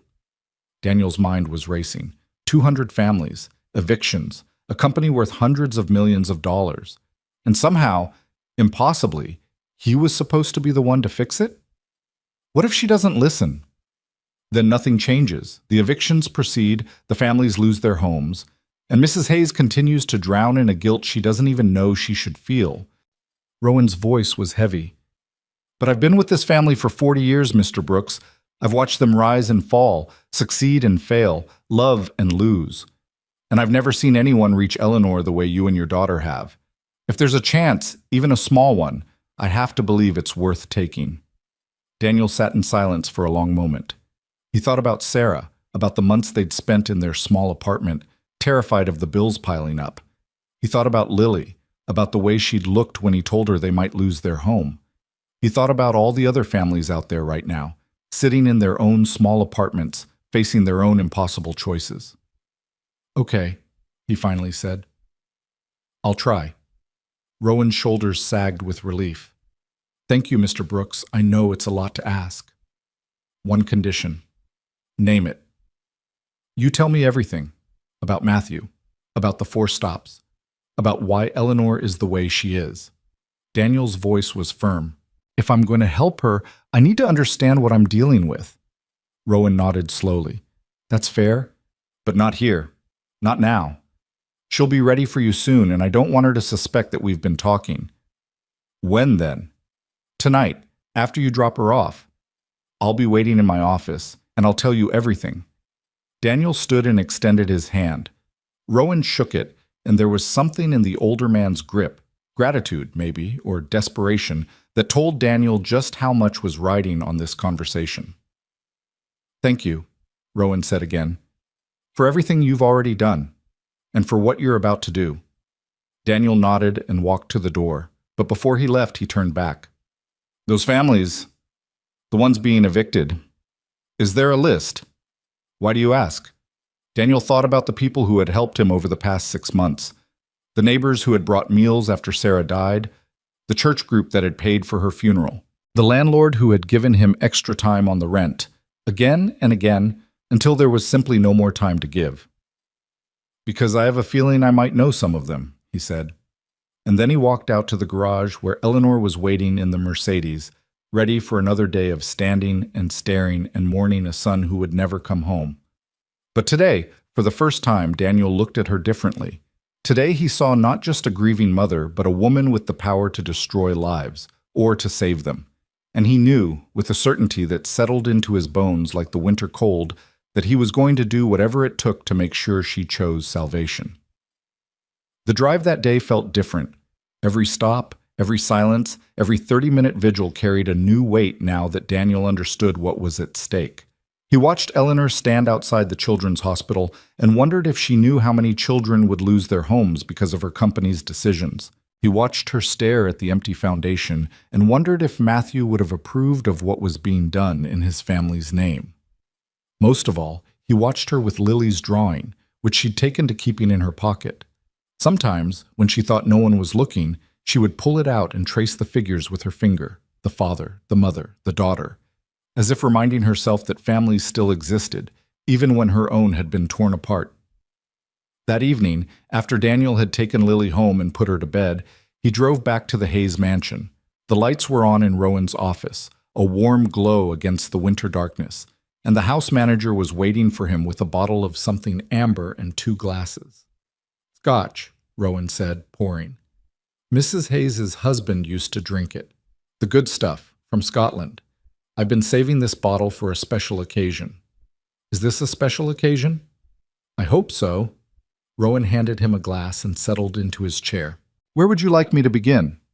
"The beginning," Daniel said. "Tell me about Matthew." Rowan took a long sip of his scotch, and when he spoke, his voice was heavy with decades of memory. Matthew Hayes was born in this house 35 years ago. He was a beautiful baby, dark eyes like his mother, his father's stubborn chin. Eleanor adored him from the moment she held him. He was everything to her. Rowan's gaze grew distant, but he was also fragile, sensitive, the kind of child who felt things too deeply, who couldn't build the walls other people used to protect themselves from the world. When did the problems start? High school. His father pushed him hard, too hard maybe, to follow in his footsteps. Take over the company, carry on the Hayes legacy. But Matthew didn't want that. He wanted to create things, not buy and sell them. He wanted to design buildings that people would love, spaces that would bring communities together. Rowan shook his head. His father didn't understand. They fought constantly, and Matthew found other ways to cope. Drugs? Not at first. At first it was just alcohol, then pills, then, by the time he was in college, heroin. Rowan's voice was flat, clinical, as if he'd told this story so many times that the emotion had been worn away. Eleanor didn't know. She was so focused on running the company after her husband's heart attack that she missed the signs. By the time she realized what was happening, Matthew was already lost. But he got clean. You said he was 6 months sober when he died. He was. She had him committed to a treatment facility. That's why we visit the law office, where she signed the papers. It was the hardest thing she ever did, and it nearly destroyed their relationship. Matthew felt betrayed, abandoned. He didn't speak to her for 2 years. Rowan finished his scotch and poured another. But eventually he got better. He came home. He started working again, designing buildings, making plans. The foundation we visit, that was going to be his masterpiece. A home for families in need, built with sustainable materials, filled with light and green spaces. He called it the Hope House. What happened? Rowan was silent for a long moment. One night, one old friend from his using days showing up with one last fix. For old time's sake, the friend said. Just one more time. His voice cracked slightly. Matthew was found the next morning. The needle was still in his arm. Daniel closed his eyes. He thought about Sarah, about the way cancer had stolen her piece by piece until there was nothing left. But at least that had been a disease he could see, a battle he could understand. Matthew's death, so sudden, so senseless, so avoidable, seemed infinitely crueler. The 4 stops, Daniel said. They're all connected to him. Yes. The hospital where he was born, the law office where Eleanor signed the commitment papers, the foundation where his dream would never be built, and the bank. Rowan paused. The bank holds a trust fund Eleanor set up for Matthew when he was a child. $2 million meant to secure his future. He never touched it. He never got the chance. So she just stands there every day, reliving it. It's her penance. Rowan's voice was soft. She blames herself, you see, for not seeing the signs, for pushing him away when he needed her most, for being so focused on building an empire that she forgot to save her own son. Daniel sat with that for a moment, letting the weight of it settle. 7 years of daily pilgrimages. 7 years of standing in the same spots, asking the same questions, never finding any answers. And the Riverside Project, he asked, how does that fit in? It doesn't. That's the tragedy. Rowan leaned forward. Eleanor approved the project 3 years ago, before she truly understood what she'd lost. She was trying to prove she could still run the company, still be the ruthless businesswoman her husband had trained her to be. But now she's different. She's seen what grief can do, how it can destroy families, how it can leave people with nothing. If she knew what Riverside would cost, not in money, but in human lives, I believe it would break her heart. So why hasn't anyone told her? Because the board doesn't want her involved. They've been running the company without her for 7 years, and they've grown comfortable with that arrangement. If Eleanor woke up, started paying attention again, started asking questions, Rowan shrugged. Let's just say it would be inconvenient for certain people. Daniel drained his scotch and set the glass down. You want me to wake her up? I want you to try. You've already started, whether you realize it or not. The way she looks at Lily, the way she started to engage with the world again, that's your doing, Mr. Brooks. Yours and your daughter's. And if I fail, Rowan met his eyes, then 200 families lose their homes, and Eleanor Hayes dies slowly, drowning in a guilt she doesn't even know the full extent of. He paused. But I don't think you'll fail. I've seen the way she trusts you. It's the first time in 7 years she's trusted anyone. Daniel stood and walked to the window. Outside, the mansion's grounds stretched away into darkness, the bare trees like skeletons against the winter sky. Somewhere out there, families were going about their evening routines, cooking dinner, helping with homework, tucking children into bed, unaware that their entire lives might be upended by decisions made in boardrooms they'd never see. I need that list, Daniel said. The family's being evicted. I need to know who they are. I'll have it for you tomorrow. And I need access to Eleanor. Real access, not just driving her around. Time to talk, to show her what's happening. That may be more difficult. She's not used to... Figure it out. Daniel turned to face Rowan, his jaw set. You asked me to do this. Now give me the tools to do it right. Rowan studied him for a long moment. Then slowly, he nodded. Very well. I'll arrange something. A dinner, perhaps. Or not dinner. Something real. Something that will make her see. What did you have in mind? Daniel thought about it. About Eleanor standing at the empty foundation, staring at a dream that never came true. About Matthew's Hope House, designed to give families in need a place to call home. The foundation, he said. Matthew's foundation. Is the land still there? Yes. Eleanor owns it outright. She's never sold it. Then that's where we start. We take her there, not for 30 minutes of standing and staring, but to actually see the neighborhood, meet the people, understand what her company is about to do to them. Rowan's expression shifted from skepticism to something like hope. You think that will work? I think it's our best shot. Daniel grabbed his coat. Get me that list. And arrange for us to go to the foundation tomorrow, all day, not just a quick stop. Tell her I want to show her something about Matthew. She won't like being manipulated. I'm not manipulating her, I'm showing her the truth. What she does with it is up to her. Daniel walked to the door, but Rowan's voice stopped him. Mr. Brooks, one more thing. Yeah? Those families on the list, you said you might know some of them. Rowan's voice was careful. Were you right? Daniel thought about the names he'd glimpsed in the files Rowan had shown him, the addresses, the neighborhoods. Mrs. Patterson, he said quietly, Lily's teacher. She lives in Riverside. She's been helping us since Sarah died, checking on Lily, sending home extra worksheets, making sure she doesn't fall behind. He paused. She's on the list. Rowan closed his eyes. I'm sorry. Don't be sorry. Just help me fix it. And with that, Daniel walked out into the winter night, his mind already spinning with plans and possibilities, and the faint, desperate hope that somehow, against all odds, he might be able to save them all. The next morning dawned cold and gray, with thick clouds hanging low over the city and a bitter wind that cut through every layer of clothing. Daniel dropped Lily at school with a kiss and a promise that he'd tell her all about his day when he picked her up, then drove to the Hayes mansion with a knot of anxiety in his stomach. Rowan met him at the door with a folder tucked under his arm. The list, he said, handing it over. 217 families, names, addresses, current employment status, number of children. Everything the board compiled when they were assessing the impact of the project. Daniel flipped through the pages, his heart sinking with every name. So many families, so many children, and yes, there, on page 15, Mrs. Janet Patterson, elementary school teacher, single occupant, Riverside Apartments Unit 4B. Did you arrange the visit? He asked. I did. Mrs. Hayes wasn't pleased, but she agreed. Rowan's expression was guarded. She thinks you want to show her something about Matthew. I didn't tell her the real reason. Good. Let's keep it that way until we get there. Eleanor was waiting in the Mercedes when Daniel climbed behind the wheel.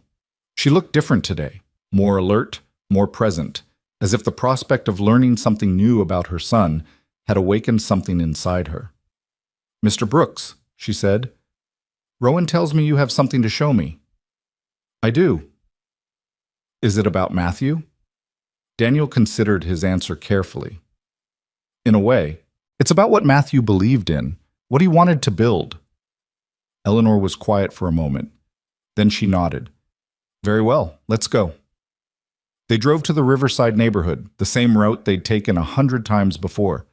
But instead of stopping at the empty foundation, Daniel drove past it, into the heart of the community. It wasn't a wealthy area, far from it. The buildings were old, many of them in need of repair, with peeling paint and cracked sidewalks and windows patched with tape. But there were also signs of life everywhere. Children playing in the streets, neighbors chatting on stoops, small businesses with hand-painted signs offering everything from haircuts to home-cooked meals. Where are we going? Eleanor asked, a note of confusion in her voice. Right here. Daniel pulled the car to a stop in front of a community center, a modest building with a basketball court on one side and a playground on the other. I want you to meet some people. Eleanor's confusion deepened. What people?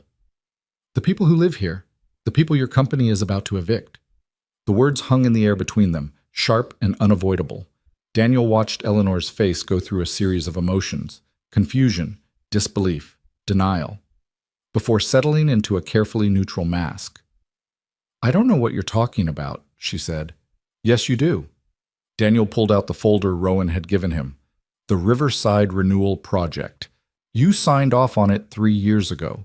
217 families, Mrs. Hayes. That's how many people are going to lose their homes so your company can build luxury condominiums." Eleanor's hand trembled slightly as she took the folder. She opened it, flipped through the pages, and Daniel watched as the color drained from her face. "I didn't—" Her voice was barely a whisper. "I didn't know it was like this. The board said it was just old warehouses, abandoned buildings. Look at the names." Daniel's voice was firm but not unkind. "These aren't warehouses. These are people, families, children." Eleanor's eyes moved down the list, pausing here and there as names caught her attention. And then she stopped, her finger hovering over an entry near the bottom of the page. "Marcus Washington," she read aloud. "Riverside Community Center, Youth Program Coordinator." "That's the building we're parked in front of," Daniel said. "Marcus has been running youth programs here for 15 years. Basketball leagues, tutoring, summer camps. Half the kids in this neighborhood would be on the streets if it weren't for him." Eleanor looked up at the community center, at the children shooting hoops on the court, at the teenagers gathered around a picnic table doing homework together. "And he's going to lose all of this? Unless someone stops it." Eleanor was silent for a long moment. Then slowly, she opened the car door and stepped out. "Mrs. Hayes?" Daniel scrambled to follow her. "Where are you going?" "To meet Marcus Washington," she said, her voice stronger than he'd heard it in weeks. "And to find out exactly what my company has done." Daniel watched her walk toward the community center, her back straight and her head high. And despite everything, the uncertainty, the fear, the impossible odds, he felt a spark of hope ignite in his chest. Maybe, just maybe, this was going to work. Maybe Eleanor Hayes was finally ready to wake up. The community center smelled like floor wax and basketballs, with an undertone of the cafeteria lunch that had been served hours ago. Eleanor stood in the doorway, her black coat a stark contrast against the cheerful murals painted on the walls, rainbows and sunflowers, and children holding hands around a globe. She looked utterly out of place, this silver-haired woman from the mansion on the hill, surrounded by the vibrant chaos of a neighborhood that had learned to survive on hope and determination. Daniel watched her take it all in, the way her eyes moved from the basketball court, where teenagers were running drills under the supervision of a volunteer coach, to the homework tables, where younger children bent over worksheets with pencils clutched in small fists. The way her posture shifted, almost imperceptibly, from defensive to something else, something more vulnerable. "Mrs. Hayes?" A man emerged from an office at the back of the building. He was tall, broad-shouldered, with graying hair and the kind of weathered face that suggested decades of hard work and harder choices. His smile was warm, but cautious, the smile of someone who had learned not to trust easily. "I'm Marcus Washington," he said, extending his hand. "Welcome to the Riverside Community Center." Eleanor took his hand, and Daniel noticed that her grip was firmer than usual, as if she was steeling herself for something difficult. "Mr. Washington, I'm Eleanor Hayes." Marcus's smile flickered just for a moment. "I know who you are." "Then you know why I'm here." "I know what your company is planning, if that's what you mean." Marcus's voice was steady, without accusation, but there was an edge underneath it. "The eviction notices haven't gone out yet, but word travels fast in a neighborhood like this. People are scared, Mrs. Hayes. They don't know where they're going to go." Eleanor was silent for a long moment. Then she looked around the community center again, at the children and the volunteers and the hand-painted murals on the walls. "Show me," she said quietly. "Show me what they're afraid of losing." Marcus studied her face, searching for something. Sincerity, maybe, or the hint of a trap. Whatever he found must have satisfied him, because he nodded slowly. "All right. Come with me." He led them through the building, past the basketball court and the homework tables, past a small kitchen where volunteers were preparing dinner for families who couldn't afford to feed themselves, past a room where a woman was teaching English to a group of immigrants who had fled violence in their home countries. "This building has been here for 40 years, Marcus said as they walked. "My grandmother helped build it, back when this neighborhood was even poorer than it is now." She believed that every community needs a heart, a place where people can come together, support each other, find hope when everything else feels hopeless. He stopped in front of a wall covered with photographs. "These are some of the kids who've come through our programs. Doctors, lawyers, teachers, engineers, kids who might have ended up on the streets if they hadn't had a place like this to come to." Eleanor stepped closer to the wall, her eyes moving from photo to photo. Daniel watched her face, trying to read her expression, but she had rebuilt her mask. Whatever she was feeling, she wasn't showing it. "How many families use this center?" she asked. "On any given week? About 300. But the impact goes further than that. We partner with the schools, the churches, the local businesses. We're the glue that holds this neighborhood together." Marcus's voice tightened. "If we lose this building, if all these families get evicted, that glue disappears, and everything falls apart. Where would they go?" "That's the question, isn't it?" Marcus crossed his arms. "Some of them have family they can stay with, at least temporarily. Some of them will find other apartments, maybe in neighborhoods even worse than this one. And some of them," he shook his head, "some of them will end up on the streets. That's the truth, Mrs. Hayes. That's what your luxury condominiums will cost." Eleanor turned to face him. "You said you know who I am. Do you know what I've been doing for the past 7 years? I know your son died. I know you've been grieving. And I know that while you've been locked away in that mansion of yours, your company has been making plans that will destroy lives." Marcus's voice was firm, but not cruel. "I don't blame you for that. Grief makes people blind. But you're here now. You're seeing it with your own eyes. The question is, what are you going to do about it?" It was the same question Daniel had been wrestling with since his conversation with Rowan. What was Eleanor going to do? What could she do? She was the owner of Hayes Industries, yes, but she'd been absent for 7 years. The board had been running things without her, making decisions in her name, building an empire on foundations she'd never examined. Eleanor didn't answer right away. She walked back to the wall of photographs and stood there, staring at the faces of children who had grown up to become something more than their circumstances had promised. "My son wanted to build a house," she said finally. Her voice was so quiet that Daniel had to strain to hear it. "Not just any house, a home for families in need. He called it the Hope House. He spent years designing it. Sustainable materials, green spaces, room for community gardens and playgrounds, and everything he believed a family should have." She paused. "He died before he could break ground.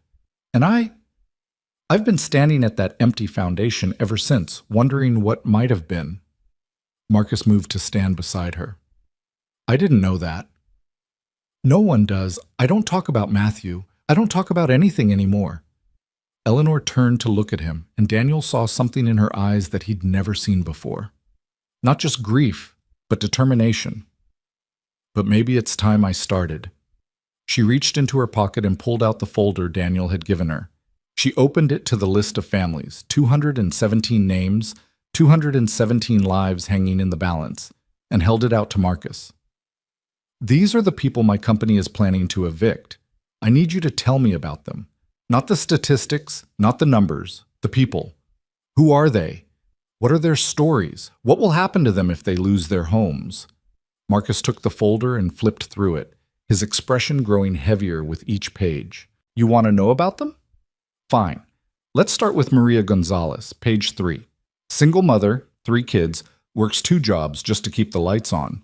Her youngest has asthma, and the only clinic that takes her insurance is 2 blocks from here. If she gets evicted, she'll have to move across town, which means an hour commute to her jobs, which means she'll have to quit one of them, which means she won't be able to afford rent anyway. It's a death spiral, Mrs. Hayes. That's what eviction looks like for people like Maria." Eleanor's face was pale, but she didn't look away. "Who else?" James and Dorothy Williams, page 7. They've lived in this neighborhood for 50 years. James worked at the steel mill until it closed, then drove a cab until his knees gave out. Now they're on a fixed income, barely scraping by. Their apartment isn't much, but it's home. It's where they raised their children, where they buried their dog, where they've watched the seasons change through the same window for half a century. Marcus's voice cracked slightly. James told me last week that if they get evicted, he's not going to move. He's going to die in that apartment, one way or another, and Dorothy will be right there beside him. Daniel felt his throat tighten. He thought about his own situation, about the foreclosure notice that had nearly destroyed his family. He'd gotten lucky. He'd found Eleanor, found this job, found a way to survive. But so many people didn't get lucky.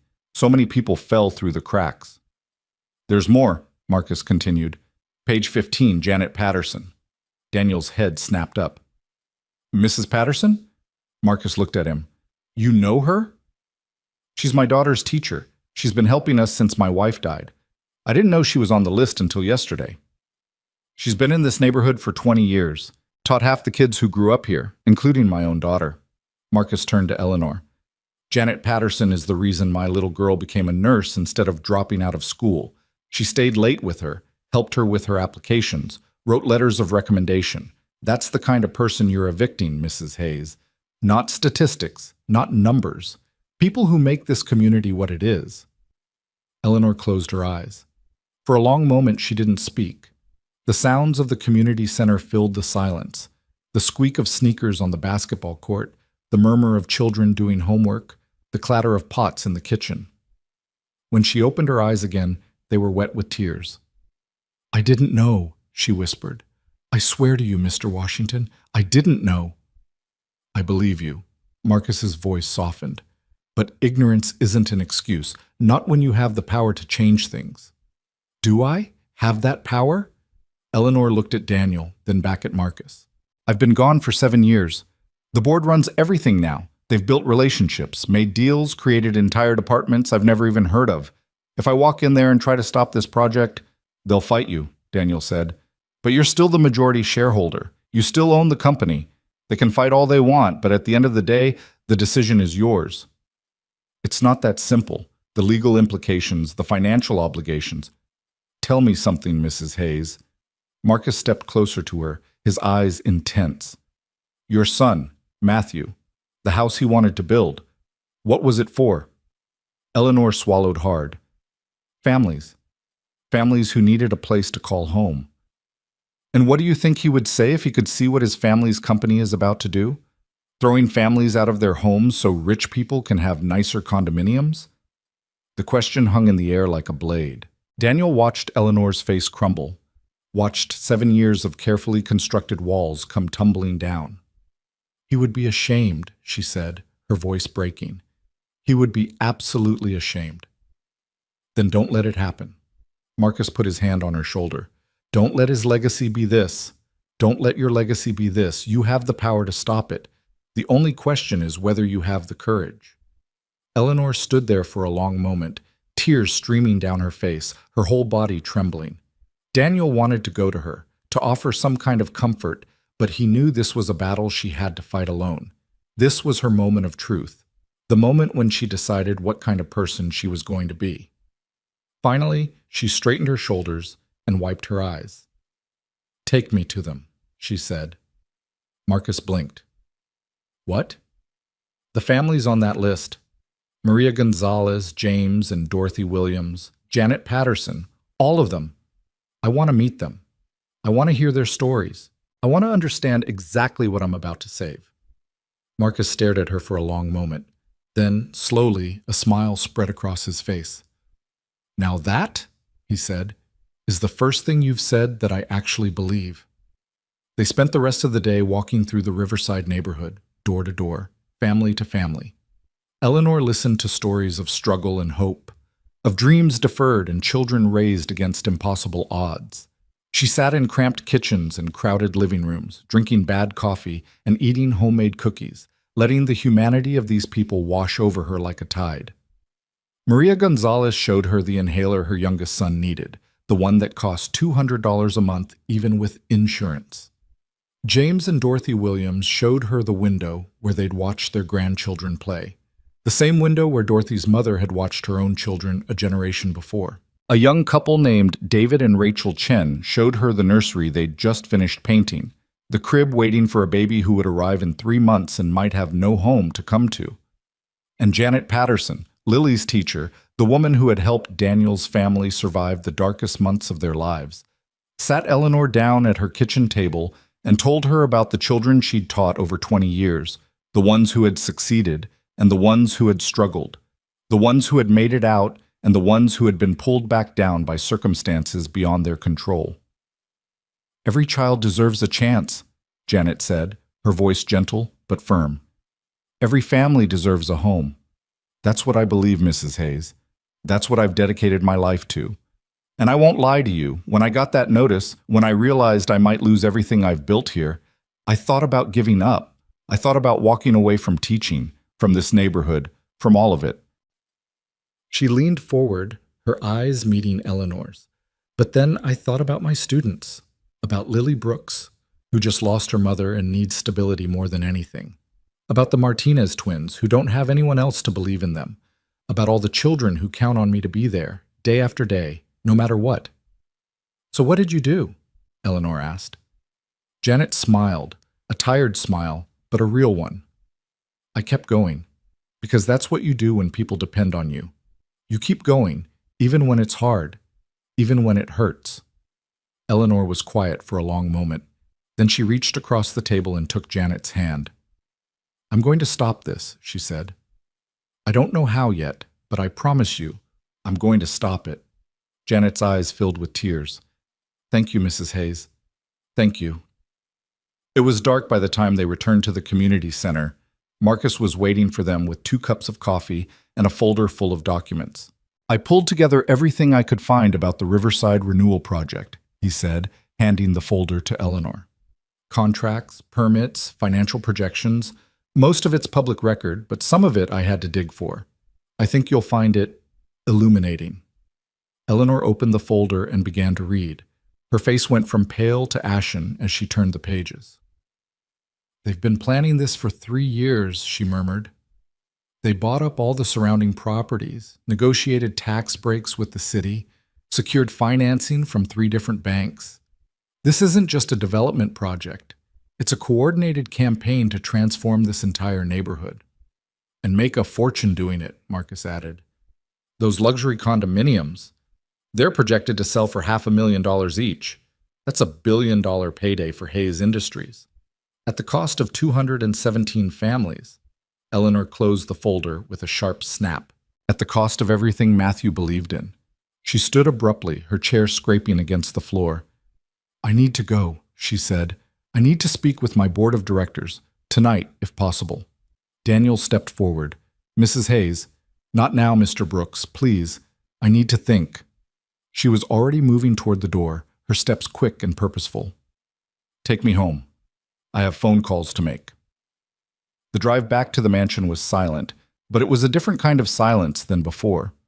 Not the heavy, suffocating silence of grief, but something sharper, more focused. Eleanor sat in the back seat with her eyes closed, and Daniel could practically see the wheels turning in her head. When they arrived at the mansion, she got out of the car without a word. But before she walked inside, she turned back. "Mr. Brooks, Daniel." It was the first time she'd used his first name. "Thank you, for today, for showing me what I needed to see." What are you going to do?" Eleanor's jaw tightened. "What I should have done 7 years ago. I'm going to take back my company." She disappeared into the mansion, and Daniel sat in the car for a long time, staring at the closed door. He didn't know what was going to happen next. He didn't know if Eleanor would succeed, or if the board would find a way to stop her, or if the Riverside families would lose their homes despite everything. But for the first time in months, he felt something he'd almost forgotten how to feel. Hope. The next few days were a whirlwind of activity.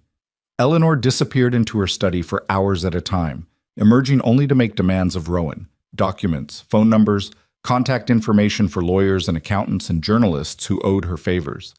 The mansion, which had been so quiet for so long, suddenly buzzed with energy. Daniel continued his daily routine, driving Lily to school, bringing her to the mansion in the afternoons, making the 4 stops with Eleanor. But everything felt different now. The stops were shorter, more perfunctory, as if Eleanor was finally ready to let go of the past and focus on the future. And Lily, sensitive as always to the moods of the adults around her, seemed to pick up on the change. Mrs. Eleanor is different, she told Daniel one evening as they drove home from the mansion. Different how? She's not as sad anymore. She smiles more. And she talks to me about stuff. What kind of stuff? Lily thought about it. About her son, Matthew. She showed me a picture of him. He was really handsome. Daniel's throat tightened. Did she tell you anything else about him? She said he liked to draw like me. She said he used to design buildings, big ones, for people to live in. And she said, Lily paused, her brow furrowing. She said he would have liked me, that he would have been happy I was there in his house. That's a nice thing to say. Yeah. Lily was quiet for a moment. Daddy? Is Mrs. Eleanor going to be okay? Daniel looked at his daughter in the rearview mirror. Her green eyes, Sarah's eyes, were serious and searching, looking for reassurance that he wasn't sure he could give. I think so, he said finally. I think she's trying really hard to be okay, and sometimes that's the best we can do. Lily nodded slowly. That's what you said about Mommy, that she was trying really hard. That's right. And it's what you say about me sometimes, when I'm sad. Daniel's heart ached. You're doing great, sweetheart. You know that, right? I know. Lily smiled, a small smile, but a real one. I'm trying really hard, too. The call came on a Thursday evening, just as Daniel was putting Lily to bed. Mr. Brooks? Rowan's voice was tight with urgency. I need you to come to the mansion, now. What's wrong? Mrs. Hayes she's not well. Something's happened. Daniel felt his blood run cold. I'll be there in 20 minutes. He called his neighbor, a kind older woman who had helped with Lily before, and explained that he had an emergency. Then he drove to the mansion as fast as the law would allow, his mind racing with terrible possibilities. When he arrived, Rowan was waiting at the door, his face pale and drawn. What happened? Daniel demanded. The board. They held an emergency meeting this afternoon. Without her, Rowan's voice was bitter. They've been planning a coup, Mr. Brooks. They want to remove her as chairman and take full control of the company. Can they do that? Not without a shareholder vote. But they've been buying up shares, making deals with minority investors, building a coalition against her. They're going to call for a vote next week.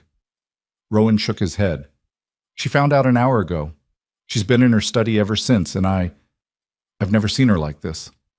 Daniel pushed past him and made his way to Eleanor's study. The door was closed, but he could hear something on the other side. Not crying exactly, but something worse. The sound of someone breaking. He knocked. Mrs. Hayes? Eleanor? It's Daniel. No response. Eleanor, I'm coming in. He opened the door and found her sitting on the floor beside the fireplace, surrounded by papers and photographs and documents that had been swept off her desk in what looked like a fit of rage.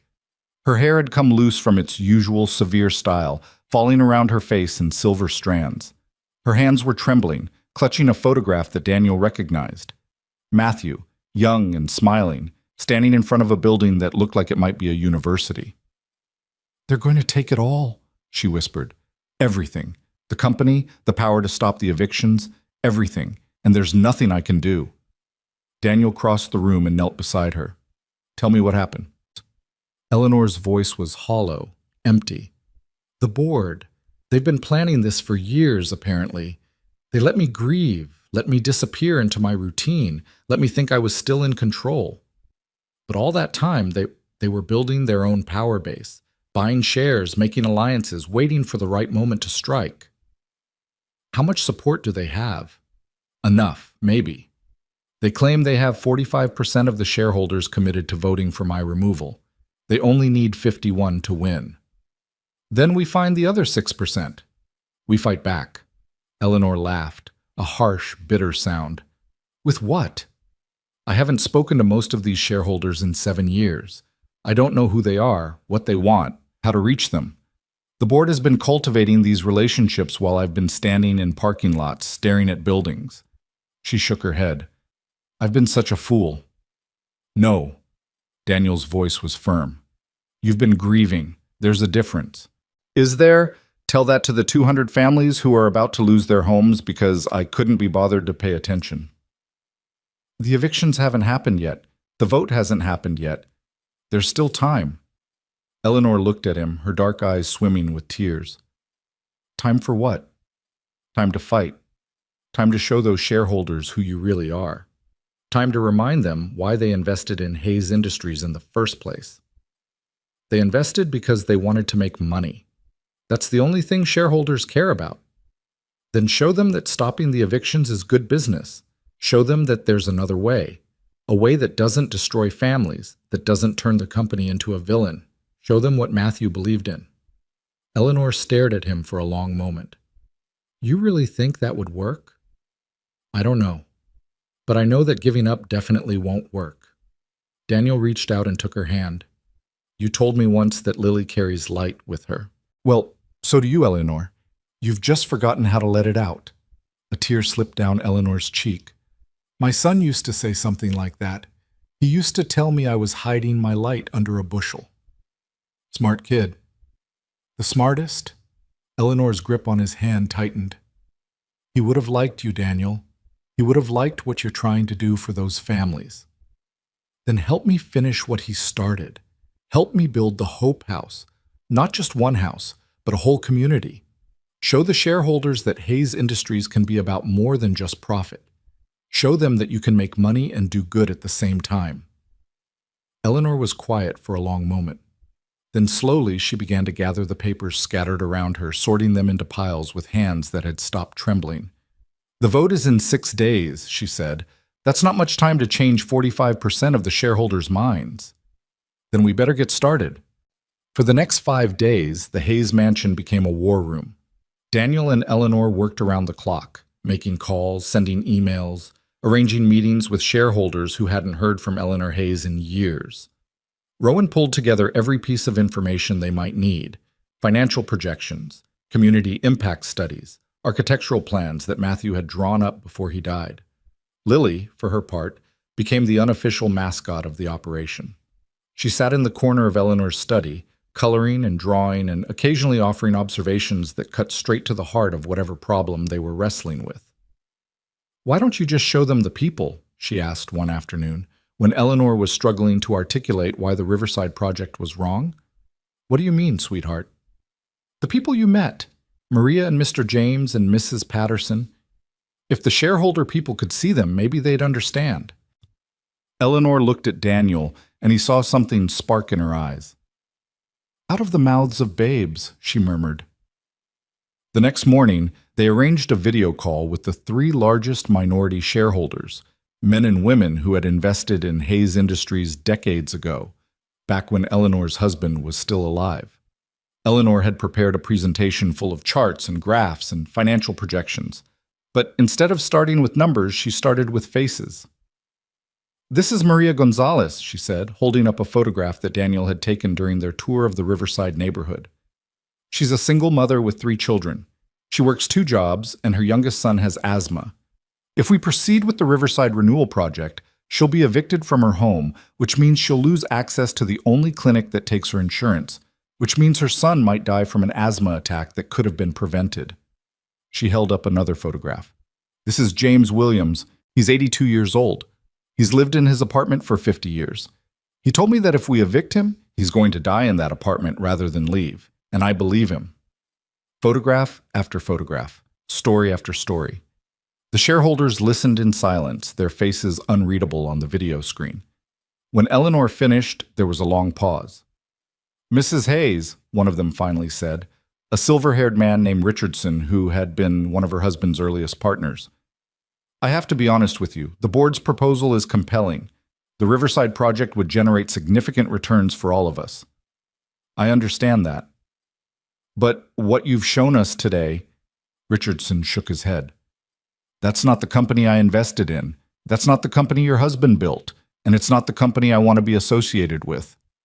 Another shareholder, a woman named Chen, leaned forward. The question is whether we can afford to do the right thing. What's your alternative, Mrs. Hayes? If we don't proceed with Riverside, what do we do instead? Eleanor smiled, a real smile, the first one Daniel had seen from her in days. I'm glad you asked. She pulled out Matthew's designs, the Hope House plans that had been gathering dust for 7 years, and began to walk them through an alternative vision. Affordable housing instead of luxury condominiums, community spaces instead of private amenities, a development that would lift up the Riverside neighborhood instead of destroying it. It won't generate the same returns, Eleanor admitted, but it will generate returns, sustainable ones, built on a foundation of goodwill and community support. And it will do something that money can't buy. It will make Hayes Industries a company that people are proud to be associated with. The shareholders conferred among themselves. Daniel watched Eleanor's face, trying to read her expression, but she had rebuilt her mask. Whatever she was feeling, she wasn't showing it. Finally, Richardson spoke again. Mrs. Hayes, I'll be honest with you. Before today, I was planning to vote with the board. They made a compelling case, and frankly, I didn't think you were capable of running this company anymore. Eleanor's jaw tightened, but she didn't look away. But you've shown me something today that I didn't expect. You've shown me that the woman I remember, the woman who stood beside her husband through every crisis, who built this company into what it is today, is still in there somewhere. Richardson paused. I'm not ready to commit to anything yet, but I'm willing to listen, and I'm willing to give you a chance to make your case to the full board. It wasn't a victory, but it wasn't a defeat either. Thank you, Eleanor said. That's all I ask. The board meeting was scheduled for the following Monday in the Hayes Industries headquarters downtown. Daniel drove Eleanor there in the Mercedes, Lily sitting in the back seat beside her. Are you sure you want her there? Daniel had asked earlier that morning. It could get ugly. Eleanor had smiled and taken Lily's hand. That's exactly why I want her there. She reminds me what I'm fighting for. The headquarters was a towering glass building in the heart of the financial district, all sharp angles and gleaming surfaces. Daniel pulled up to the entrance and helped Eleanor and Lily out of the car. Good luck, he said. Eleanor looked at him with those dark, intense eyes. Luck has nothing to do with it. Either they see reason or they don't. Either way, I'm done hiding. She squared her shoulders, took Lily's hand, and walked into the building. Daniel watched them disappear through the revolving doors. Then he got back in the car and waited. The minutes ticked by. 1 hour. 2 hours. 3. Daniel checked his phone obsessively, waiting for news, but there was nothing. No text from Eleanor, no calls from Rowan, no indication of what was happening inside that glass tower. Finally, after what felt like an eternity, his phone buzzed. It was a text from Eleanor, just 2 words. Come up. Daniel parked the car and made his way to the elevator. The lobby was all marble and chrome, staffed by security guards who looked at him with barely concealed suspicion. But when he gave his name, they waved him through. The boardroom was on the top floor, a massive space with floor-to-ceiling windows that looked out over the city. Daniel stepped inside and immediately felt the weight of a dozen pairs of eyes on him. The board members sat around a long mahogany table, their faces a mixture of anger, frustration, and grudging respect. Eleanor stood at the head of the table, her back straight and her chin high. And beside her, sitting in a chair that was far too big for her small frame, was Lily. She was coloring in her book, seemingly oblivious to the tension in the room. Ah, Mr. Brooks, Eleanor said. Thank you for joining us. I was just explaining to the board why we're going to be pursuing a different direction for the Riverside project. A direction that will cost us hundreds of millions of dollars, one of the board members snapped, a red-faced man in his 60s whose name tag read Harrison. A direction that will turn this company into a charity instead of a business. A direction that will make us a company worth being proud of, Eleanor replied calmly, which, in the long run, is worth more than any short-term profit. Harrison slammed his hand on the table. This is insanity. You've been gone for 7 years, and now you waltz back in here and expect us to throw away everything we've built? What you've built is a reputation for destroying communities and displacing families. That's not a legacy I want for this company, and I don't think the shareholders want it either. The shareholders want returns. That's all they've ever wanted. Then perhaps you've been talking to the wrong shareholders. Eleanor smiled, a cold, dangerous smile that Daniel had never seen before. I spent the last week speaking with our minority investors, the ones you've been ignoring while you focused on your little coup, and I have their proxies right here. She pulled a stack of papers from her briefcase and placed them on the table. 62% of the voting shares, more than enough to block your removal vote and to approve my alternative proposal. The room went silent. Harrison's face went from red to purple. You can't do this. I just did. Eleanor gathered her papers and stood. The vote will be formalized this afternoon. In the meantime, I suggest you start thinking about how you want to be remembered, Mr. Harrison, as the man who helped build something worthwhile, or as the man who tried to tear it down. She took Lily's hand and walked toward the door. As she passed Daniel, she paused. Thank you, she said quietly, for everything. You did the work. You showed me why it mattered. She squeezed his hand briefly, then continued out of the boardroom, Lily skipping along beside her. Daniel lingered for a moment, looking at the shell-shocked faces of the board members. Harrison was staring at the stack of proxy votes like it was a bomb about to explode. The others were exchanging glances, already calculating how to position themselves in this new reality. It was over. They'd won. And somewhere in the Riverside neighborhood, 217 families would get to keep their homes. The days that followed the boardroom victory were unlike anything Daniel had experienced in the Hayes mansion. The silence that had once filled every corridor like a heavy fog began to lift, replaced by something warmer, something alive. Eleanor moved through the house with a new energy, her footsteps quicker, her voice stronger, her eyes bright with purpose instead of clouded by grief. But the fight wasn't over. It had only just begun. The board voted to proceed with my alternative proposal, Eleanor explained to Daniel the morning after the meeting, as they sat in her study reviewing the mountain of paperwork that still needed to be addressed. But approving a plan and implementing it are two very different things. Harrison and his allies are going to fight me every step of the way. They'll delay, obstruct, file legal challenges, anything to make this as difficult as possible. Can they stop you? No, but they can slow me down. And every day they slow me down is another day those families have to live in uncertainty. Eleanor's jaw tightened. I won't let that happen. Not again. She threw herself into the work with a ferocity that surprised everyone, including Rowan, who had known her for decades. She was in the office by 7 every morning and rarely left before midnight. She met with lawyers, architects, city planners, community organizers. She reviewed every contract, every permit, every line of the budget for the new Riverside Community Development Project, the name she had chosen to replace the Riverside Renewal Project, a small but significant change that signaled a completely different approach. And through it all, Lily was there. The little girl had become Eleanor's shadow, following her from meeting to meeting, sitting quietly in corners with her coloring books, while adults argued about zoning regulations and financing structures. At first, some of the executives had objected to having a child in professional settings, but Eleanor had silenced them with a single look. This child, she said, is the reason any of this is happening. She reminded me what it means to be human. And if any of you have a problem with her presence, you're welcome to find employment elsewhere. No one objected after that. Daniel watched the relationship between Eleanor and Lily deepen with each passing day. They had developed their own rituals, their own private language of gestures and glances. Eleanor would reach for Lily's hand during tense moments in meetings, drawing strength from her small fingers. Lily would leave drawings on Eleanor's desk, houses and families and gardens full of flowers, that Eleanor would study with the same intensity she brought to financial reports. She's healing her, Daniel said to Rowan one evening, as they stood in the hallway watching Eleanor read Lily a bedtime story in the library. Both of them are healing each other. Rowan nodded slowly. I've been with this family for 40 years, Mr. Brooks. I've seen births and deaths, triumphs and tragedies, but I've never seen anything quite like this. He paused. Your daughter has a gift, a rare ability to reach people who have closed themselves off from the world. She gets it from her mother, perhaps, but she also gets it from you. Rowan turned to look at him. You could have taken the job and kept your distance.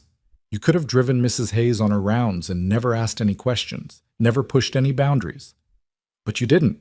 You saw a woman in pain and you chose to help her. That took courage. Daniel shrugged uncomfortably. I just did what anyone would do. No, Mr. Brooks. You did what very few people would do, and this family, this strange, broken, rebuilding family, is better for it. The weeks turned into months, and the Riverside Community Development Project began to take shape. The eviction notices were formally rescinded, replaced by letters explaining the new plan. Eleanor personally signed each one, adding handwritten notes of apology and hope. The community center became the hub of operations. Marcus Washington was appointed as the community liaison, working directly with Eleanor to ensure that the voices of Riverside residents were heard at every stage of the process. Maria Gonzalez was hired to coordinate childcare services for families during the transition. James and Dorothy Williams were asked to serve on an advisory council, their decades of experience in the neighborhood proving invaluable. And Janet Patterson, Lily's teacher, the woman who had helped Daniel's family survive their darkest days, was given a grant to establish an after-school program that would serve children throughout the development. "I don't know how to thank you," Janet told Eleanor during a meeting at the community center. "When I got that first notice, I thought my life was over. And now you're building something that will last," Eleanor finished for her. "That's thanks enough." But the most significant change was happening on the lot where Matthew's Hope House had never been built. Eleanor had decided to break ground on her son's original design, not as a single home for one family, but as a community center that would serve the entire neighborhood. The building would include affordable housing units, a health clinic, a job training center, and a memorial garden dedicated to Matthew's memory. He wanted to create spaces where families could thrive, Eleanor said, standing at the edge of the construction site on the day the foundation was poured. Daniel and Lily stood beside her, watching the concrete trucks rumble across the muddy ground. "I spent 7 years mourning what could have been. Now I'm going to make it happen." Lily tugged on Eleanor's sleeve. "Can I put something in the concrete, like a time capsule?" Eleanor looked down at her, a smile spreading across her face. "What would you like to put in?" Lily reached into her pocket and pulled out a folded piece of paper. When she opened it, Daniel saw that it was a drawing. A house with a red door, a smoking chimney, and 5 figures standing outside instead of the original 3.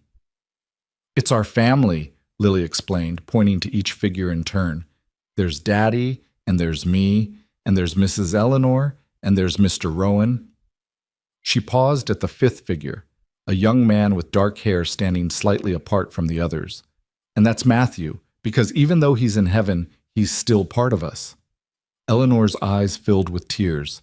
She knelt down and pulled Lily into a fierce embrace, her body shaking with sobs that were somehow different from the ones Daniel had witnessed before. These weren't tears of grief.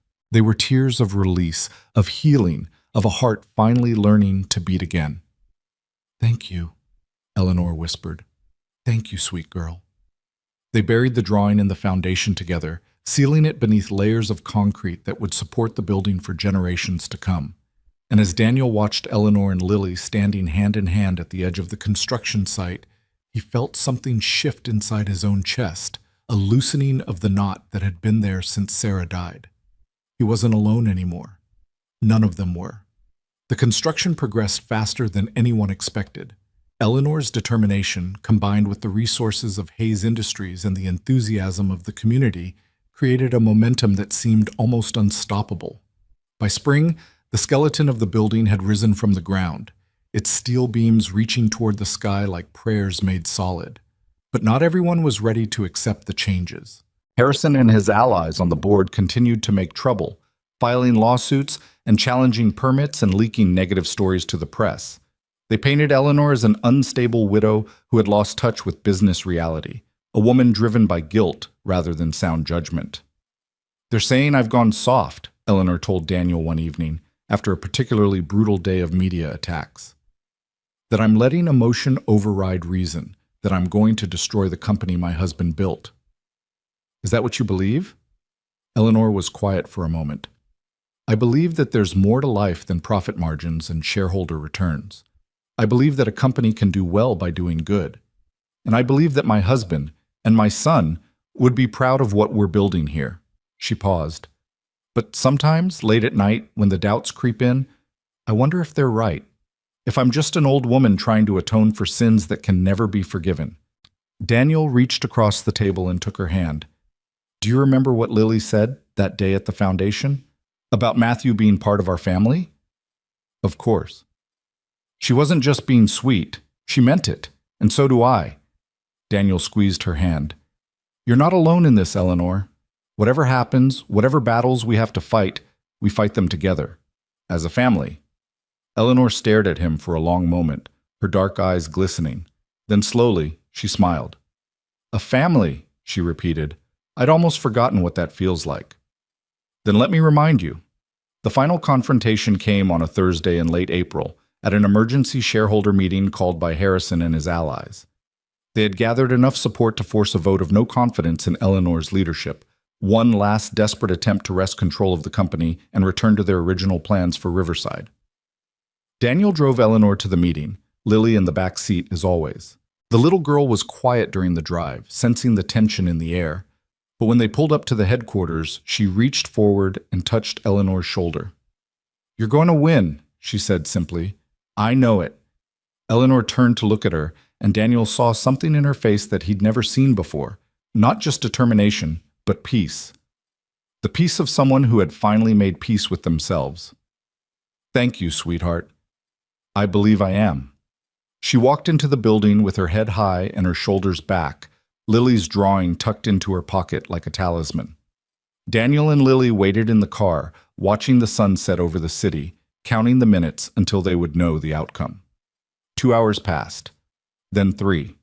The sky turned from orange to purple to black, and still there was no word. Finally, just as Daniel was beginning to fear the worst, his phone buzzed with a text from Eleanor. It's over. We won. He showed the message to Lily, who cheered and bounced in her seat. Then his phone buzzed again. Come inside. There's someone I want you both to meet.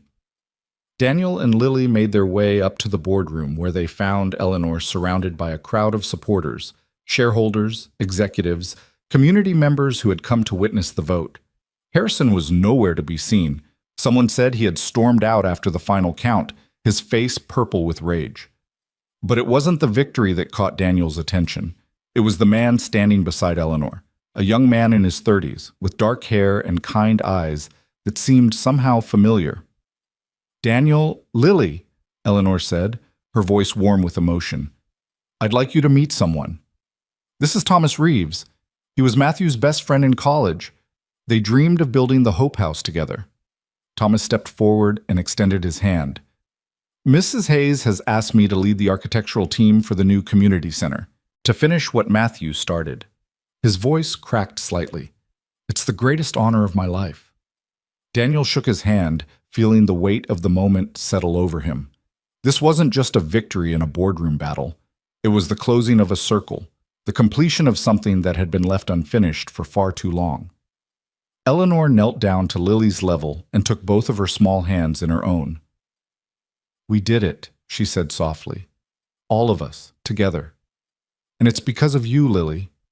Because you reminded me that families aren't just the people we're born to. They're the people we choose, the people who help us become who we're meant to be. Lily wrapped her arms around Eleanor's neck and hugged her tight. I love you, Mrs. Eleanor. Eleanor's eyes overflowed with tears. I love you too, sweet girl, more than you'll ever know. Daniel watched them embrace, his own eyes stinging. He thought about Sarah, about the life they had built together and the future they had dreamed of. He thought about the dark months after her death, the despair and the hopelessness, and the certainty that nothing would ever be good again. And he thought about how wrong he had been. The journey wasn't over. There was still work to be done, battles to be fought, wounds to be healed. But standing there in that boardroom, surrounded by the people who had become his family, Daniel knew one thing for certain. They were going to be okay, all of them. Together. The first snow of December fell softly on the day the Matthew Hayes Community Center opened its doors. Daniel stood at the edge of the crowd, Lily perched on his shoulders so she could see over the hundreds of people who had gathered for the ribbon-cutting ceremony. The building rose behind them, beautiful and solid, its glass walls catching the winter light and scattering it like diamonds across the fresh snow. It looked nothing like the cold, imposing structures that dominated the rest of the city's skyline. It looked warm, welcoming, alive. Daddy, I can see Mrs. Eleanor, Lily said, pointing toward the small stage that had been set up in front of the main entrance. "She looks so pretty." Daniel followed his daughter's gaze and felt his breath catch in his throat. Eleanor stood at the podium, dressed not in her usual black but in a deep blue that brought out the silver in her hair.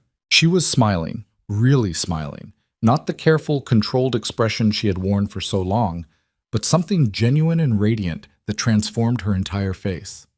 Beside her stood Rowan, Marcus Washington, Thomas Reeves, and a dozen other people who had helped make this day possible. Behind them, a massive banner proclaimed the center's name in gold letters, with Matthew's photograph beneath it. The same photograph Eleanor had shown Lily all those months ago, the young man with the kind eyes and the stubborn chin who had dreamed of building something beautiful. "Ladies and gentlemen," Eleanor began, her voice carrying clearly through the crisp winter air, "thank you for being here today. Thank you for believing in this project, for supporting this community, for refusing to give up even when the odds seemed impossible." She paused, her eyes sweeping across the crowd. Daniel knew she was looking for him, for Lily, and when her gaze found them, her smile deepened. "A little over a year ago, I was a woman who had lost everything. My son, my purpose, my will to live. I spent my days driving to places that reminded me of what I had lost, standing and staring and wondering why I was still here when he was gone." Eleanor's voice cracked slightly, but she pressed on. "And then something unexpected happened. A man took a job that no one else wanted. He brought his daughter into my life, and together they reminded me of something I had forgotten, that grief doesn't have to be the end of the story, that broken pieces can be put back together, that it's never too late to become who you were meant to be." She reached into her pocket and pulled out a folded piece of paper. Daniel recognized it immediately, Lily's drawing, the one they had buried in the foundation all those months ago. A copy, he realized, carefully preserved. "This drawing was made by a 7-year-old girl named Lily Brooks," Eleanor continued. "It shows a family, a father, a daughter, and 3 other people who have become part of their lives. One of those people is my son, Matthew. Even though he died before Lily was born, even though they never met, she included him in her family, because she understood something that took me 7 years to learn, that love doesn't end when someone dies. It just changes form. It becomes the foundation on which we build something new." She held up the drawing for the crowd to see, and Daniel heard a collective murmur of emotion ripple through the audience. "This community center is built on that foundation," Eleanor said. "Not just the concrete and steel that holds it up, but the love and hope and determination of everyone who believed in Matthew's dream. The residents of Riverside who refused to give up their homes, the volunteers who gave their time and energy, the shareholders who chose compassion over profit, and most of all, a little girl who reminded an old woman how to feel again." Eleanor looked directly at Lily, her eyes shining with tears. "Lily, sweetheart, would you come up here and help me cut the ribbon?" Lily's eyes went wide. "Me?" "You," Daniel confirmed, lifting her off his shoulders. "Go on, baby. You earned this." He watched his daughter make her way through the crowd, her small form swallowed by the sea of adults until she emerged at the front and climbed the steps to the stage. Eleanor knelt down and handed her one handle of the giant scissors, and together, the silver-haired woman and the green-eyed child, they cut the red ribbon that stretched across the entrance. The crowd erupted in cheers. Balloons were released, floating up into the gray December sky. Music began to play, and people streamed toward the building's open doors, eager to explore the space that would serve their community for generations to come. Daniel hung back, watching from a distance as Lily gave Eleanor a fierce hug, as cameras flashed and reporters shouted questions as the moment that had seemed impossible a year ago became gloriously, undeniably real. "Mr. Brooks?" He turned to find Rowan standing beside him, the older man's face creased with a rare smile. "Quite a day," Daniel said. "Indeed." Rowan was quiet for a moment, watching the celebration unfold. "I've been with the Hayes family for over 40 years. I've seen them at their best and their worst. I've watched them build empires and destroy themselves. But I've never seen anything like this." He turned to look at Daniel. "You did this. You and your daughter. You brought her back to life." Daniel shook his head. "We just reminded her of what she already knew. She did the rest herself." "Perhaps. But the reminder was everything. Rowan reached into his jacket and pulled out an envelope. Mrs. Hayes asked me to give you this. She wanted to wait until after the ceremony, but I think now is the right time. Daniel took the envelope, confused. What is it? Open it and see. Inside was a single sheet of paper, covered in Eleanor's elegant handwriting. Daniel read it slowly, his eyes growing wider with each line. It was a deed, a property deed, in his name, for a 3-bedroom house in the Riverside development, one of the affordable housing units that had been built as part of the project. The address was listed at the bottom, along with a note in Eleanor's hand. Every family deserves a home. Now you have one. Daniel's hands trembled as he looked up at Rowan. I can't accept this. You can, and you will. Rowan's voice was firm but kind. Mrs. Hayes was very clear. She said it's not a gift, it's a thank you. For taking the job no one wanted, for bringing Lily into her life, for showing her that it's possible to start over even when everything seems lost. Daniel looked at the deed again, at the address that would become his home, at the future that had seemed so impossible a year ago when he stood at Sarah's grave with a foreclosure notice crumpled in his fist. I don't know what to say. Then don't say anything, just accept it, and be happy. Rowan smiled, a real smile, warm and genuine. You've earned it, Mr. Brooks.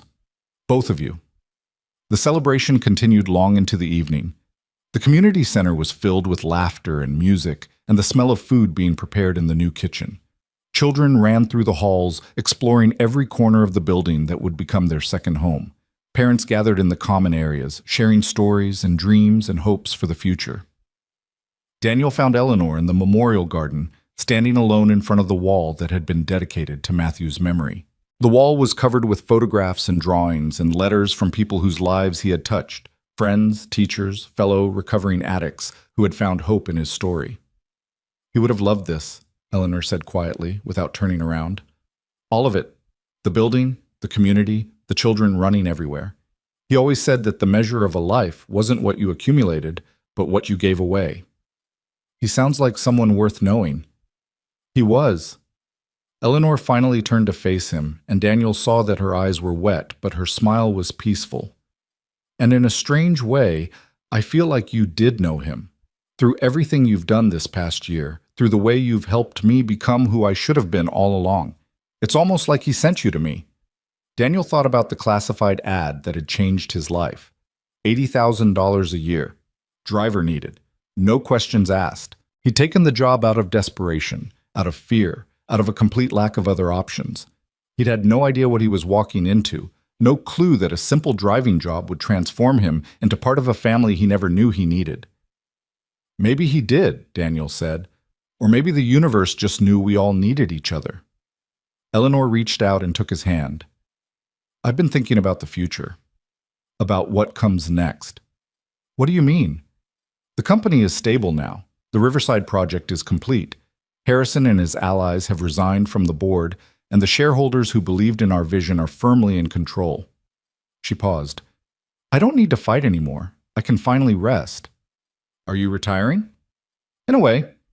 I'm stepping back from day-to-day operations, letting Thomas and the new leadership team take over. But I'm not disappearing. She squeezed his hand. I was hoping I could spend more time with you and Lily instead, if that's all right with you. Daniel felt his heart swell. More than all right. Good, Eleanor smiled. Because I have plans. Big plans. There are more communities like Riverside out there, more families who need help, more buildings waiting to be built. And I'd like you to be part of it, not as a driver, but as a partner, someone who can help me see what I've been missing for so long. Eleanor, I'm not qualified for... You're more qualified than anyone I know. You understand what it means to struggle. You know what families need because you've lived it. And most importantly, you have something that all the MBAs and executives in the world can't teach, a good heart. She looked at him with those dark, intense eyes.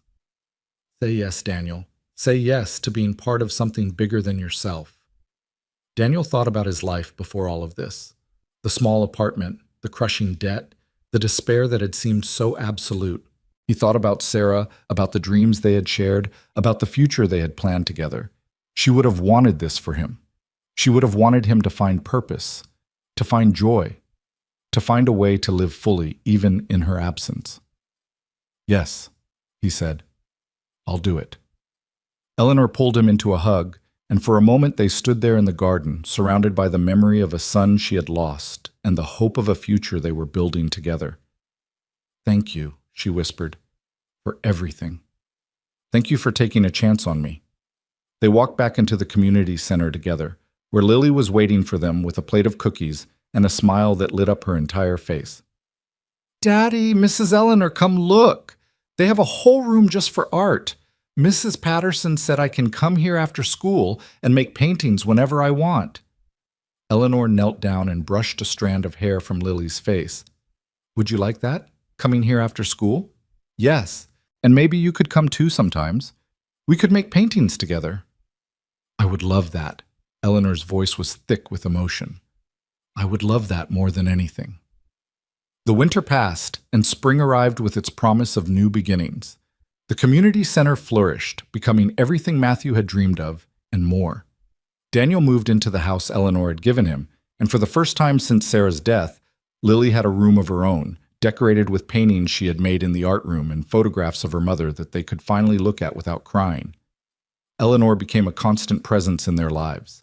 She had dinner with them twice a week, helped Lily with her homework, took them on trips to museums and parks and places that filled their lives with color and joy. She wasn't replacing Sarah, no one could ever do that, but she was becoming something else, something precious, something that felt like family. On a warm evening in late May, as the sun set over the city and the sky turned shades of pink and gold, Daniel found himself standing in the winter garden of the Hayes mansion. The space had been transformed since that first day he'd arrived for his interview. The overgrown hedges had been trimmed, the fountains repaired, the flowers blooming in riotous profusion. It was beautiful in a way it hadn't been for years, alive and vibrant and full of hope. Eleanor stood beside him, watching Lily chase fireflies across the lawn with the same concentrated joy she brought to everything she did.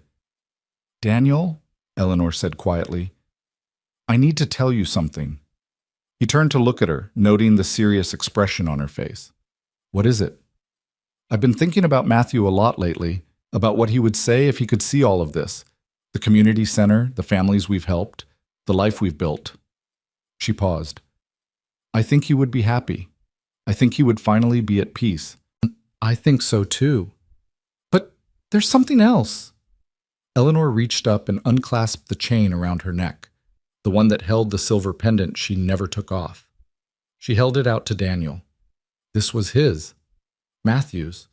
He wore it every day of his life, until the very end. It was found with him when he died, and I've been wearing it ever since, keeping him close to my heart. "Eleanor, I can't.